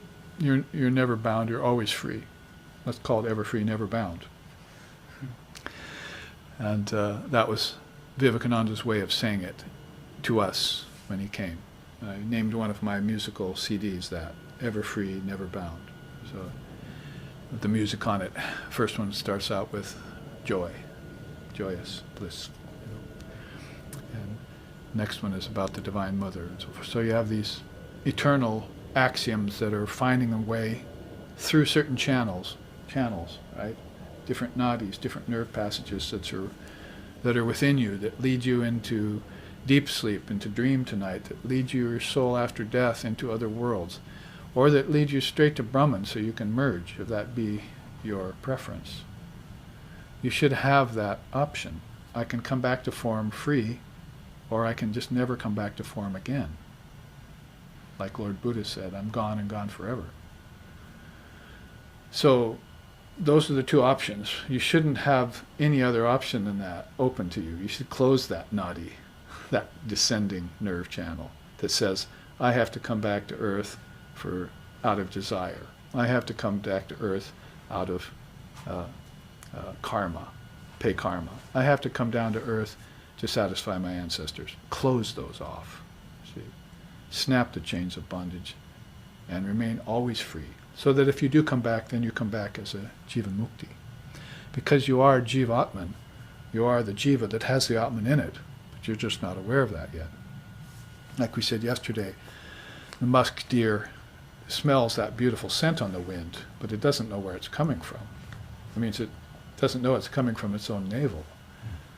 So this consciousness you see everywhere is within you. It's nowhere else to be found. It's within you. And that's not just a New Age saying when you go to the Vedanta. It's a eternal fact and a verity, an axiom, a maxim. It's non-negotiable. It's irreversible. It's unimpeachable. See, it's the king of all principles, and that thou art too. See, you don't just talk about it and then not and forget to say, and that's also me. See, I am that. I and my Father are one, see? And nobody could ever take that away from you. So if you have those non-dual axioms, you're in a safe refuge. You're in the peaceful home. That's Shiva. Shiva's called the home of peace. Because he's destroyed all your erroneous notions, all your karmas with your ancestors and family, and has fulfilled all your desires, and now you're free. So you have those two options. You can remain free and dissolve like bubbles in water, every thought form you ever had, or you can come back again, qualified and ready to free others. Fishers of men, bodhisattvas. So those are the two options open to you. And if you can't quite reach those, then I would say there's one other thing you could do. Pray for dharmic parents. See? Pray for dharmic parents, someone who will teach you this early on so you won't have to struggle to learn it later against the current of karma, suffering, bad upbringing, emotionalism. You see, all these things you should have never had to suffer. It's not noble for the human being to suffer that. Human being is divine. The jiva is Shiva. My teacher used to say that all the time about Shiva. Or if you want to sing it, Samba Sada Shiva, Samba Sada Shiva, Samba Sada Shiva, Samba Shiva. Samba Sada Shiva, Samba Sada Shiva, Samba Sada Shiva, Samba Shiva. Samba Sada Shiva, Samba Sada Shiva, Samba Sada Shiva, Samba Shiva. Hare. Samba Sada Shiva, Samba Sada Shiva, Samba Sada Shiva, Samba Shiva. Samba Sada Shiva, Samba Sada Shiva, Samba Sada Shiva, Samba Shiva. And so forth. It means basically Shiva and Shakti are always one. Samba Shiva. They're always one and the same. Like Sri Ramakrishna said, like fire and its heat. Can you separate them? Water and its wetness. Can you separate them? Snow and its whiteness. Can you separate them? A joke and its humor. Can you separate them? Yeah, you can. It's just a bad joke. I knew you were going to say that. So, you get my point. This Brahman and Shakti are inseparable. Like I used the analogy, as Sri Ramakrishna said, wherever the female pigeon is, you'll see the male somewhere, and vice versa. You just have to look for it. So male and female principle are there. Sri Ramakrishna said, whenever I look anywhere in the world, I see the combination of the principles of Shiva and Shakti. He said, I saw God in the mating of a dog and a bitch once. I'm using bitch in the old style sense of the word. So in the sexual intercourse between two dogs, he saw God. See? So that divine energy is everywhere. You see. So the last pada then of Shiva here, one of these feet that he gets around on, one of these principles, is Kriya Pada. Kriya, when you hear that word, somebody wrote me actually just last night from Canada and said, Sanskrit's a very unusual language. It seems to me like there are many words, many meanings for one word, or many words for one meaning. And so Kriya is one of those words in Sanskrit. It's like it can mean a breath. It can mean immediate, spontaneous action. So that's more what it means here in the case of this Kriya Pada. Divine and dharmic activities, though those are spontaneous. It's not like altruism where I think I'll go out and do good to someone, you see. It's that by the very presence, the highest benefit is happening. Vivekananda used to say that. And Ramakrishna used to say that about Vivekananda, Narendra. He used to say that he's this, wherever he goes, ignorance will go away like darkness in the sun. Swamiji just has to appear there and everything's fine. So you felt that way about being in his presence. You walk in the room, gee, where'd my worries go? You see, just immediate like that. That's Kriya. You're lifted up immediately despite yourself, if you want to put it that way. I mean, there again, that's why we sing. If we want to use the medium of music for some of these communications. I mean, because, these scriptures were sung. These scriptures, they were intoned and sung. That's why some of you are practicing the memorization of them, because they were initially sung and intoned. But oftentimes, when we talk about Vivekananda and his shining light, we sing this. Samadhista Shiva. Shiva. They're equating him with Shiva. Svaloke nirbaram Jnananam karandanad Bhavagyo bishane. Pradagdhanam prabodhitastvam hyagata vivekanandate prabhate pranjali narendra shashave narendra yovane narendra kridane narendra shikshane narendra palane narendra hyarpane vivekanandate prabhate pranjali. So you look at Narendra as this great light who comes amongst us. The manifestation of Shiva, the first verse is calling him. And many, many other beautiful verses follow that. Actually, that's now a YouTube video. You can see that sung live by Jama Music.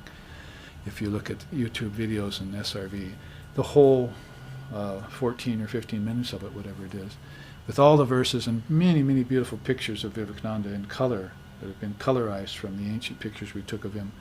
Because when he showed up, photography was still very young science. But we have managed to get a lot of pictures of him while he was alive, which is not the case with Ramakrishna, because we only have like 3 or 4 if you count the one on the funeral pyre, where the devotees are standing around him just before they set the pyre ablaze. But these 3 main ones of Sri Ramakrishna were there when photography was just barely an infant science. So this is reminding us of Kriyapada, the divine and dharmic activities of a living Shiva like Vivekananda, who would come to the world and immediately start helping people without even knowing he's helping them, without even trying to help them. See, just by his very bones he will teach. Who said that? Sri Ramakrishna Paramahamsa, his guru. Narendra will teach just by his very bones being here, as it were. See, his body being present will teach you. That's his purpose. So this is Shiva's purpose, you see, these 4 padas. Now let's look at his 2 Shaktis, Bindu Shakti and Maya Shakti. His 2 Parigraha Shaktis. That is very beneficial. The quote there, 2 powers of Shiva cause and oversee all the worlds and forms in time and space and constitute the materials of the universe. Now, in order to understand these 2 Shaktis that are flowing in Shiva, we have to look at these 5 functions. Then you'll know more about the oneness of Shiva and Shakti. Now, these 5 essential functions here are Anugraha, Tirodhana, Samhara, Sthiti, and Shristi. Now we know Sthiti and Shristi are, we would probably better words in English than creation and preservation would be projection and sustenance. So something gets projected, because you can't really say creation because you can't create something out of nothing. You're creating something out of something that already existed. So say pillows already existed in your mind as the thought pillow. So you're drawing them out of the thought pillow and turning them into solid pillows. And when they die, they go back to their thought pillowness. You see. So they don't really die. They get destroyed. Nothing does. Remember the first axiom? There's no transformation really happening. It just appears that there is. So everything that appears out here, as the Taittiriya Upanishad just demonstrated for us, it becomes being, it becomes non-being. It becomes manifestation, it becomes non-manifestation. It is everything there is, Atman, Brahman. So then all of this is projection. That's Shristi, you see. And that's the function of Lord Brahma too, to project everything at the beginning. Oh, Babaji, I thought you said there were no beginnings. At the beginning of a cycle of time that souls are in belief of. See. Souls that don't believe in time, they don't get born, unless they do so of their own will. Krishna says that in the Gita. Those who are in knowledge of me and are my devotees, they are never born at the time of creation, nor are they disturbed at the time of destruction. So they know they're not the bodies. So if they come with a body-mind mechanism, they know they're not that. They're already detached from it. And so they're not really here, are they? Like the person who's completely convinced that they are the body. Then to them, death and birth are real. But death and birth are not real to the soul who knows that they're the Atman. It's really that simple. It's a matter of consciousness, not a matter of physics or energy or even thought, really, although thought helps. So I'm starting out with this fourth one first. The fifth one, Shrishti, is projection. And then Sthiti is sustenance. Shrishti, Sthiti, Laya. Laya would be destruction. So those are the three functions of the Trinity. One projects, one sustains, one dissolves. So you should know all three of them. I mean, they're in you, after all. That's why you also project, sustain, and dissolve things. Most people aren't very good at dissolving things, though. You project it, and then you sustain it, then you get attached to it, and you want it forever. But you cannot have it, you see. God slaps your hand in every case, doesn't he? Eventually. You can't take it with you, as they say. And you can't really know or possess an object because it's not real. How can you possess an unreal thing? You're trying to possess your own thought projection, by the way, and it's already yours. So you're in double jeopardy. You project a thing, then you get attached to it, but it's already yours inside of you, you see. This is the problem with what they call the six passions. Anger, lust, greed, envy, jealousy, pride. Why should you have any of the six passions within you whatsoever when everything has come out of you and you own it at all times? Why this problem with ownership when it belongs to you anyway? It can never be taken away from you. You're so attached to the outer form of it that you're putting yourself through lust and anger and greed and envy and jealousy about things. Then, go visit Ramakrishna or Ramana Maharshi sitting there with nothing. No children, no family, no house, no car, no money. They don't even know where their next meal's coming from. And they're perfectly happy. Not just happy, they're blissful. They're free of all these considerations. And when they get hungry, someone will bring them a little food. Like that story I told you about Vivekananda yesterday. He's wandering India. He hasn't eaten for days. He's really in dire straits now because, there's no food around. So he lays down by the side of a railroad track near a little village. And in that village that night, this man has a dream. And God appears to him as his Ishtam. Maybe it was Shiva, who knows. And says, "I'm hungry. Come feed me." The man wakes up. That was a strange dream. He goes back to sleep, of course. He has the same dream again, only more powerful this time. "I'm hungry. Come feed me." So the man gets up, and because of his faith in God, he stands up out of his bed and goes to his little larder, takes some food, puts it in a little knapsack, and leaves the house. He doesn't know why he's doing this. It's just on a dream. And he comes and stumbles over practically Swami Vivekananda lying there almost dying of hunger, and he gives him the food. So these beings get hungry, food will come to them. I mean, isn't food everywhere at all times?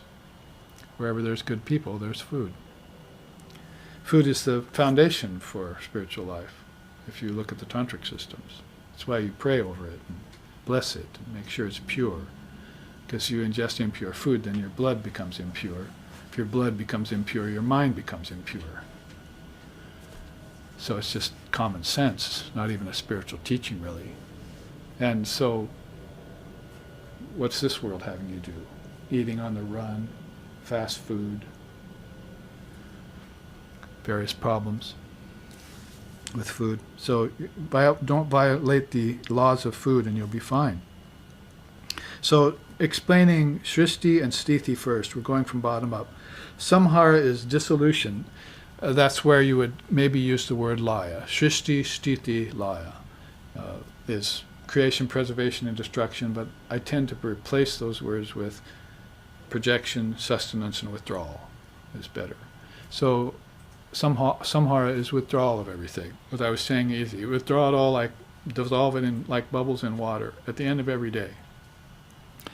So at satsang Friday night, someone asked me a little question, about meditation. I said, if you were a worldly person and you knew nothing about spirituality, but you got interested a little bit, then probably the first meditation you'd want to do is sit at the end of the day and dissolve everything that happened to you back into your mind.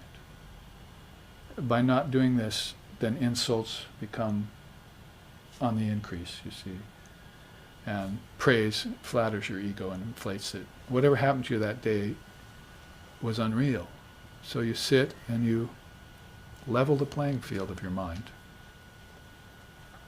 You just want to start the next day off even, clean slate, right? You don't want to have anything lingering, good or bad. And this is the first and most inferior use of meditation. It's helpful, but it's not the best use of meditation. So if you are a little interested in meditation, you do that every day. You don't even have to put on your cheddar and grab your beads and walk down to the shrine room. You can just go to your room before you sleep, spend 15 minutes thinking of everything that happened to you that day, and dissolve it. Laya. Oh Shiva, please dissolve this for me. I don't want to think about any of it. It's all gone, like sweet meat down a throat. When you eat it, it's gone. Why should I hold on to it? Because holding on to it is giving me these problems, these karmas. See? And then I'll find out I'm holding on to it the next day, and it's exacerbating and turning into a worse thing, and some of my bad habits start coming back on me, and it's all just unacceptable, you see, to the freedom-loving soul. It's unacceptable. You renounce it outright. So that would be the first use for meditation. If you were more interested in meditation, then you would meditate not only at night after everything's done, but about an hour in the morning at around 5 or so, before you go to work early. Then that meditation would show you what just happened to you in dreaming. See? Because if you wake up and don't meditate, then all your dreams disappear. You don't have any signposts for your life. If the gods were trying to communicate to you through your dreams, or your ancestors were sending you a message through your dreams, it's like one telegraph to the other. It's a broken line. Message isn't getting through, you see. Sri Ramakrishna used to say that. One village is typing out a telegraph message to the next village a couple miles away, and they're not receiving on this end. Why? Because the monkeys got into the trees and started messing with the lines and caused a break in them. So a road crew has to go out there, put it back together, and then the message can be sent. So the monkeys, you know what those are, right? In your mind? Distractions, or the disability to meditate in the morning to find out what your dreams are telling you. Not only that, maybe you might have an experience of your deep sleep, that you went formless during the night, and you might remember that and see how blissful it is. You're interested in those 100 measures of bliss, or 100 times 100 measures of bliss that Indra has, then try looking into your deep sleep, because that's where you were blissful and peaceful. That's a doorway into Brahman, deep sleep. In fact, the 4 padas of Shiva, there's another teaching, the 4 padas of Brahman, how Brahman gets around the universe, and one of those has to do with deep sleep. And actually, all 4 of them are waking, dreaming, deep sleep, and Turiya. Those are the 4 feet of Brahman. That's how the Lord gets into you and walks around in you, via waking, dreaming, deep sleep, and Turiya. Turiya means samadhi. But if you have those 4 states of your consciousness and you're only aware of the waking state, see what I mean? You're not aware of the other 3 feet of Brahman moving in you. So where's that taking you? Just around and around in cycles in the material world.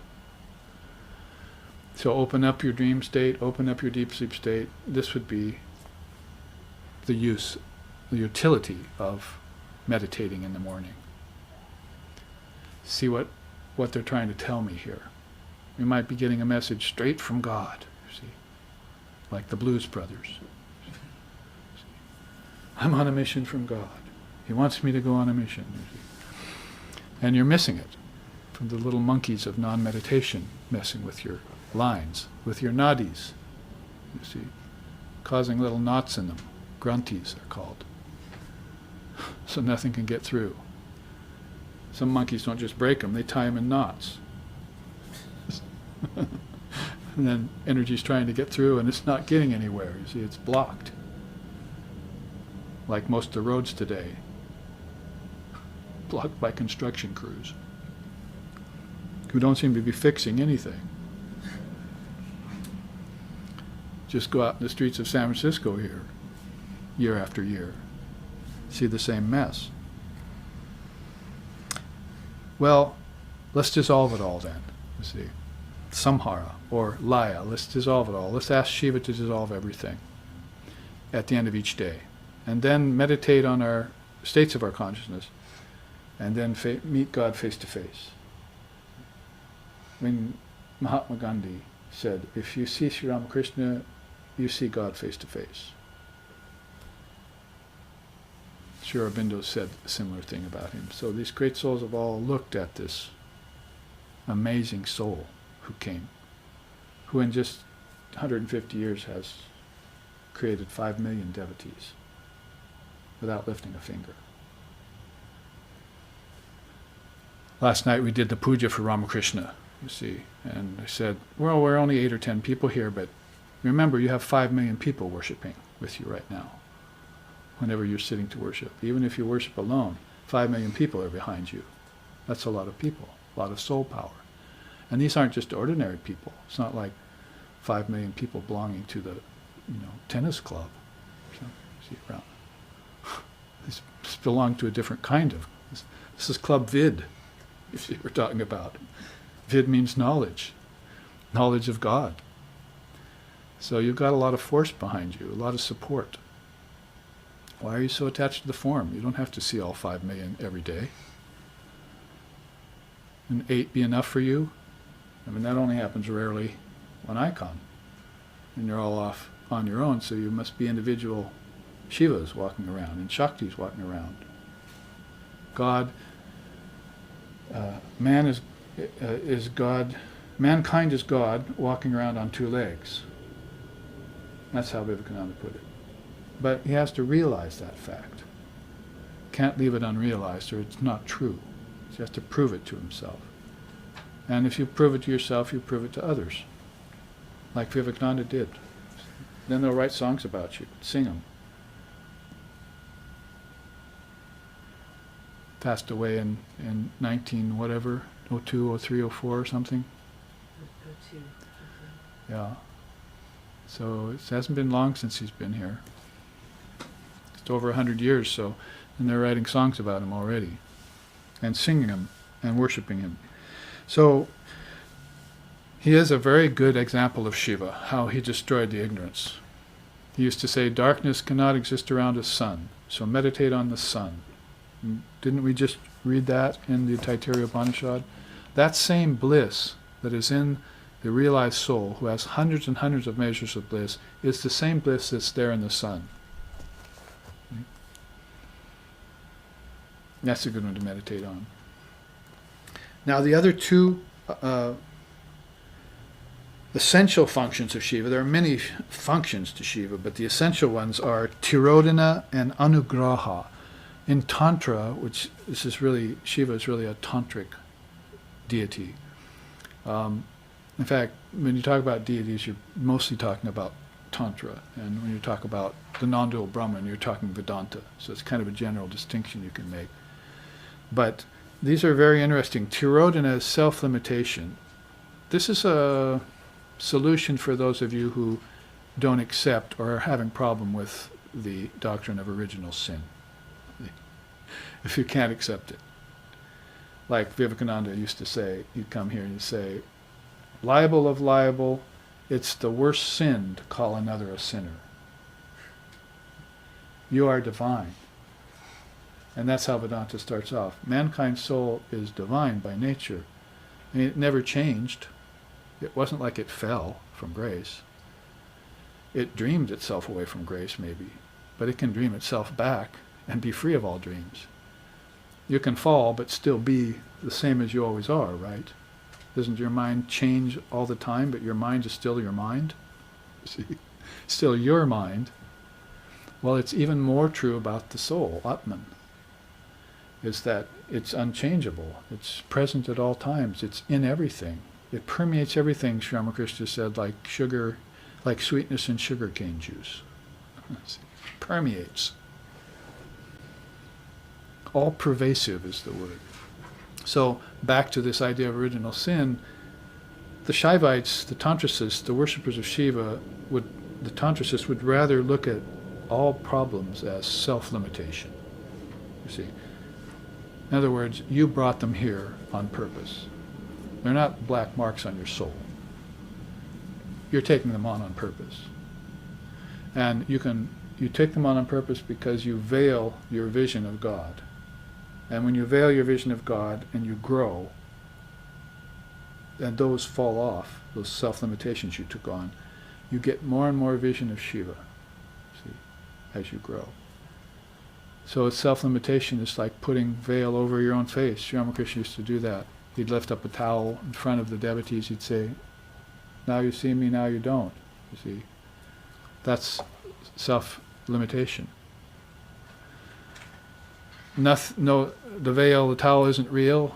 I myself am putting it up. I myself am tearing it away. Doesn't it go very well with projection, sustenance, and withdrawal? So you're playing with those things. Your own limitations are fruits that are unripe. They're not black marks in your soul. So if you have a tree full of apples and the sun behind it, see, then you sit there for a while, you can't see the sun. Then the apples start ripening and falling, see. And then all of a sudden, it's a bare tree with no apples and you can see the sun behind it, see. That's what your sins, your so-called sins are like in Tantra. They're not real. Evil's not real. If it were real, Christ would have said, resist evil. See? He didn't, did he? He said, resist not evil. You don't resist it because you give it energy when you resist it. If you just don't think about evil, it goes away, and there's just goodness. You know what Shiva's name means? Goodness. That's one definition for Shiva. The other is auspiciousness. So he's just that one who, by removing limitations, shows you your own self. And how does he do it? By grace. Anugraha. See, it's self-expression then. Everything is about you as the divine being. You limit yourself and you free yourself. And that's play. It's not problems. It's not problems and solutions. If you get caught in problems and solutions, then you're not playing, you see. You're not playing the game right. You should be the soul that always knows itself, puts up its own limitation and drops it. And this is why we keep talking about dissolution and, of the mind stream and dissolving all thoughts at the end of the day back into, like bubbles into water, because it's up to you to do that. To play this game here in relativity with these kinds of restrictions on you, with all the karmas and family and desires and things that are going on in the collective mind of humanity, to play that game right, you're going to have to put forth some effort. And how do I put forth the effort? In the mode of self-expression, in the mode that I took on the limitation and I can give it up. This is where Tantra meets Advaita Vedanta. Because Advaita Vedanta just declares outright that the world's unreal and you are the only reality. Atman is the only reality. So when Atman plays, we read that at the end of the Taittiriya Upanishad, those who experience 100 times 100 measures of bliss, what happens to them? Do you remember? The very last thing I read in that sloka. They transcend the 5 koshas. Oh, right. They transcend the body, they transcend energy, they transcend mind, they transcend intellect, and they transcend the ego, which was the rascal in the whole equation, the sense of separate self. I and my father are two. See, problem. So, Annamaya Kosha, Pranamaya Kosha, Manomaya Kosha, Vijnanamaya Kosha, and Anandamaya Kosha get transcended, and true bliss is theirs again. So, and all the time, and you'll probably realize this, you're a very special soul if you realize this early. It's like, they say Maya is that being who leads you on with one hand and covers your eyes with the other. So you're going towards something, but you don't know what it is. So everyone has hope, or belief, or maybe faith. But those who have more than belief, their faith is very strong, they say, lead me on, but I'm going to take this hand off, you see, so I can see where I'm going. That's a very rare soul. If that doesn't happen to you, then by the time you get to the end, you will see it then. You will see that you were playing all the time with lust, anger, greed, envy, jealousy, pride, shame, fear, dualities, karma, the illusion of bondage, the illusion of death. And there were millions of souls playing that game, but you were at least fortunate enough to realize in the end that you're always free. Holy Mother said that. Those who meditate on Ramakrishna, he will come to them at the end of their life. But there are some superior souls who realize Ramakrishna during their life. They have vision of him during their life. That's why you want to keep those monkeys away. Keep those connections, you see. Don't let them rust or break. Wake up, go and meditate in the morning because Ramakrishna may be trying to reach you. See? But you're busy on your cell phone. See? There's a subtle cell phone inside. You see? Answer that phone once in a while. See if he's texted you.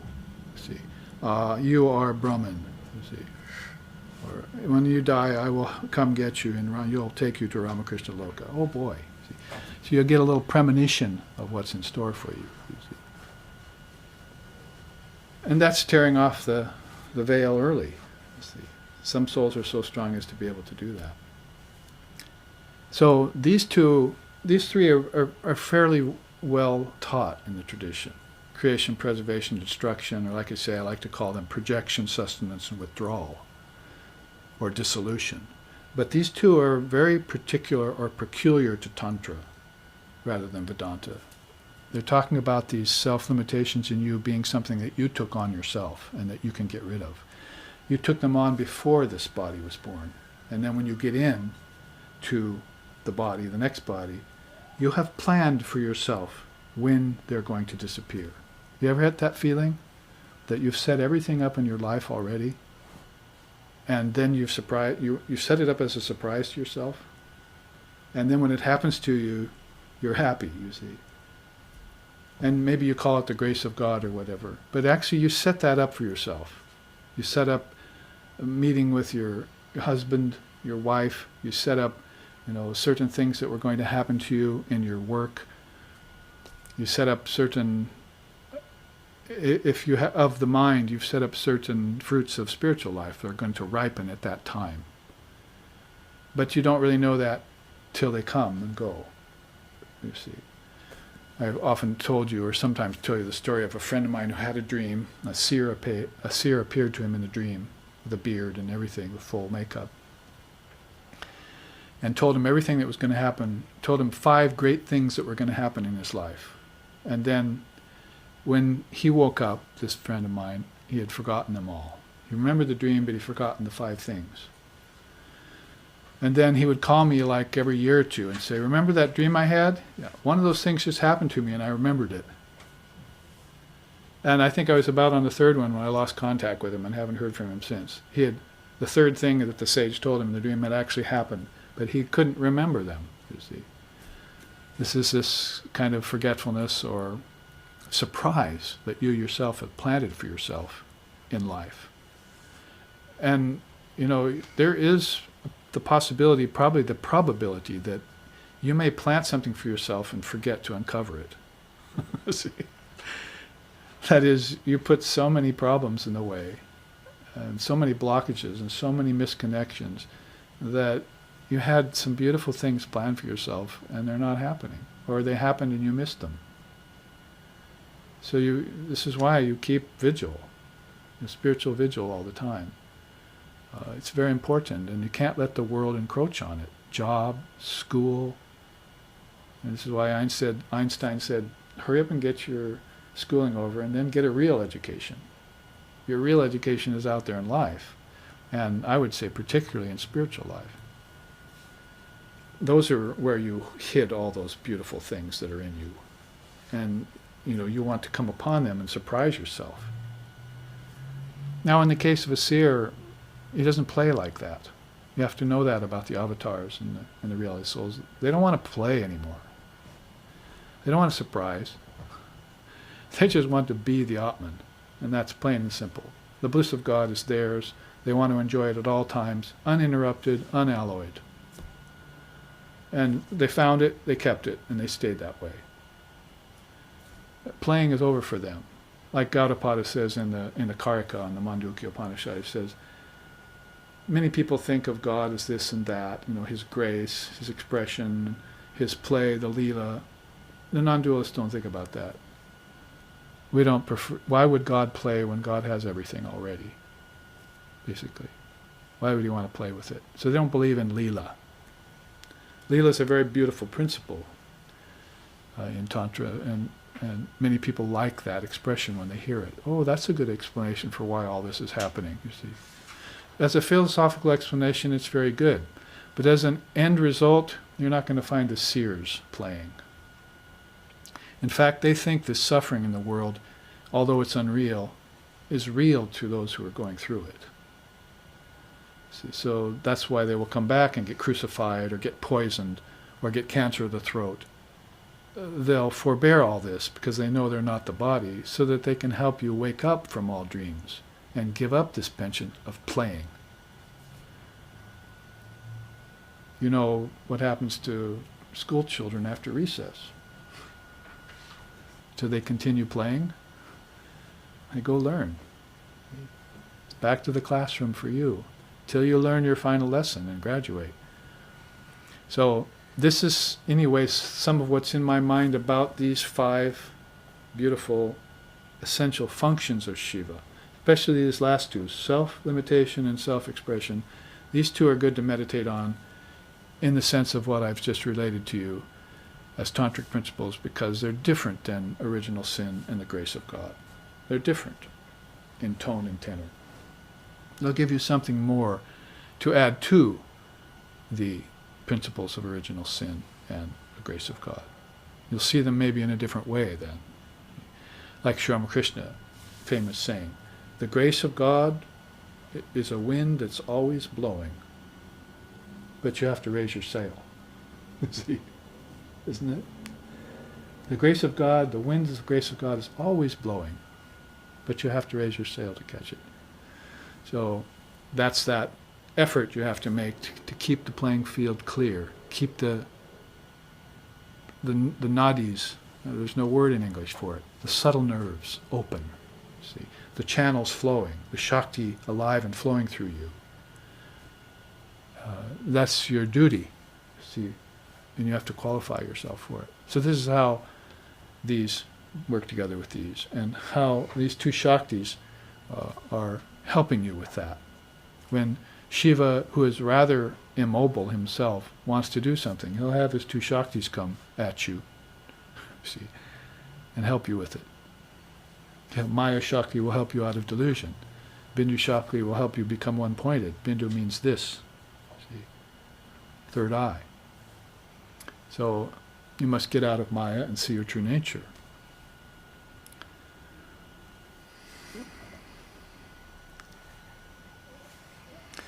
Did we read the last quote to finish this chart? Shiva has 5 functions to perform through his Shaktis. He is Satya Sankalpa and Aptakama. Those are nice words. In other words, his resolve are all true and his desires are eternally accomplished. Anything he intends will happen. and his desires are obliterated forever. He has none. Krishna says that in the Gita. I have nothing more to attain in the three worlds, Arjuna. I have no desires for anything. I'm only here for loka sangraha. Loka means all the worlds to which all these avenues flow inside. And sangraha means grace. I'm only here for the highest good of the worlds. That's the basic credo of an avatar. Loka sangraha. He makes the world evolve so that individual souls can be released through the removal of their impurities. And those impurities are these self-limitations. He's going to reveal himself to you by degrees in your life. So you must have that faith. God is always trying to reveal itself, himself, herself, to you. What I mean by itself is the non-dual Brahman. What I mean by himself is Shiva, and what I mean by herself is Shakti. Those three things are always trying to reveal themselves to you. One of them's non-dual, the other two are qualified non-dual. See? He has to come down and take a form in order to tell you this. That's his play, as it were. But he's serious about that play, because otherwise you suffer. So Krishna says in the Gita, I'm here not for myself, I don't have anything to gain. I'm here for the good of the worlds. Pure and simple. See? And that was the Buddha, that was Jesus, and that was Ramakrishna. In Ramakrishna being the most recent Kali avatar, we call him the most recent avatar, you find that he merged non-dual realization with sport. He was a very unique soul. Like I said, 5 million followers are finding that out so far, and it's growing every day. As I say these teachings to the live streaming audience, there are people who are saying, I want to find Ramakrishna. I know because in the last month 4 have written me from around the country, and they're going to meet me up in Portland next week. So little local sanghas we have, but you don't know what's happening in the extended honeycomb, in the extended family of Sri Ramakrishna Paramhamsa, how people are hearing this new expression of the avatar from the Kali Yuga and saying, I want to be there. One person came from Canada, he's actually moved there. Another person's coming from Texas, wants to move there, to Portland. One's coming is a Muslim who's coming. A young lady who's studying physics, physical science, on the East Coast is coming to the retreat, you see.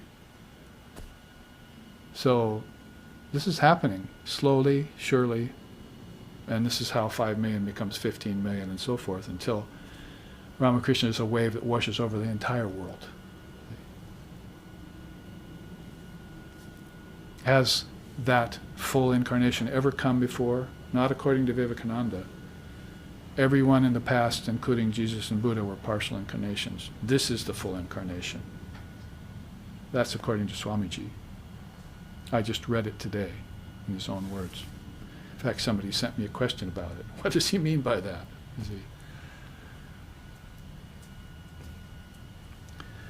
So, yes, Mother Kali. You see, the manifestation or expression of Mother Kali is here, who beautifully blends all of these teachings, and not only sportive lila, but non-dual realization, nirvikalpa samadhi, we call it. Now we just have some minutes. Let's make sure in the remaining minutes that we put a final exclamation point on this 4th chapter. So we're reading about Shiva in the final 3 slokas. I'll read them again. 21. Some, being afraid, approach thee, O Rudra, that's the terrible Shiva, deign to protect me with thy benevolent face. So he knows if Shiva's face shows up, the demons take rout. That's why I told the story about his blue throat, you see. Any negativities that come flowing out of the cosmic process, he's there to drink them, you see, and save you from them. Notice the correlation. Have you gotten it? Yes? Blue-throated Shiva. What did Sri Ramakrishna pass away from? Cancer of the throat, you see. So this is brought forward to current times We know a little about it from the principle of vicarious atonement in Christianity, but what we know is very small compared to what India has known for thousands of years before Christ. So, deign to protect me, see, with thy benevolent throat of thine. Face of thine. See. 22. Injure us not in respect of children, grandchildren, and life, nor in respect of cows and horses. Back then, that was your wealth. The more cows and horses you had, the more wealthy you were. It wasn't money, you see, where those were the money of the times. In the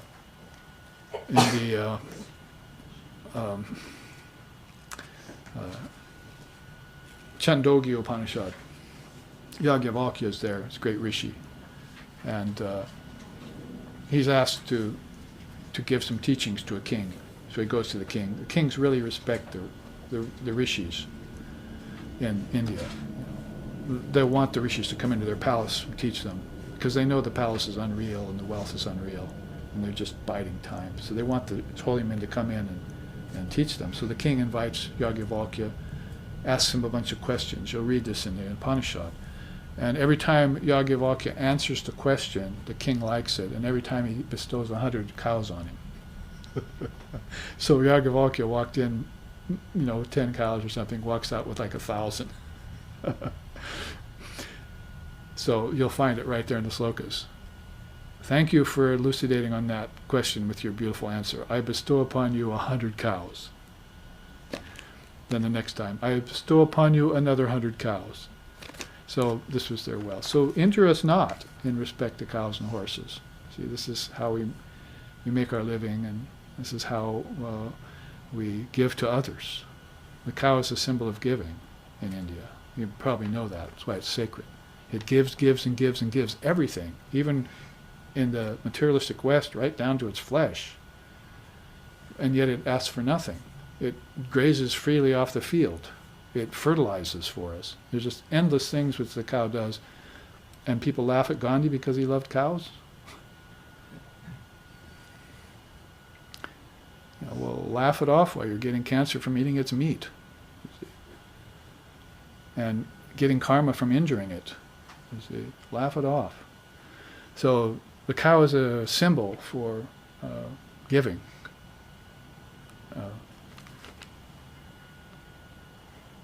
Unrequited, it's not going to ask you anything back for what it gives. It just gives naturally. Last sloka then, and we can call it a class. Do not destroy our heroes. In thy anger, O Rudra, we invoke thee always with offerings.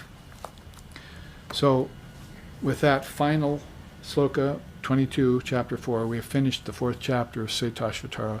Good place to stop. Remember in your notes then, or in your memory, that we'll start with chapter 5 next time in May, when I come back for 2 more classes here in San Francisco. So let's invoke that very Rudra with our final prayer and Sanskrit sloka.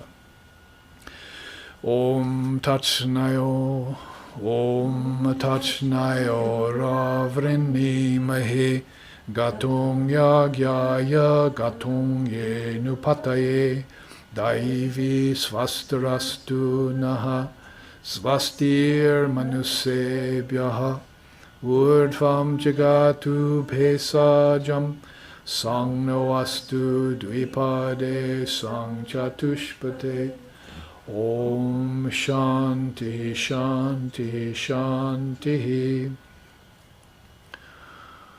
May we make a grand offering into the great self of all. May we always delight in this offering.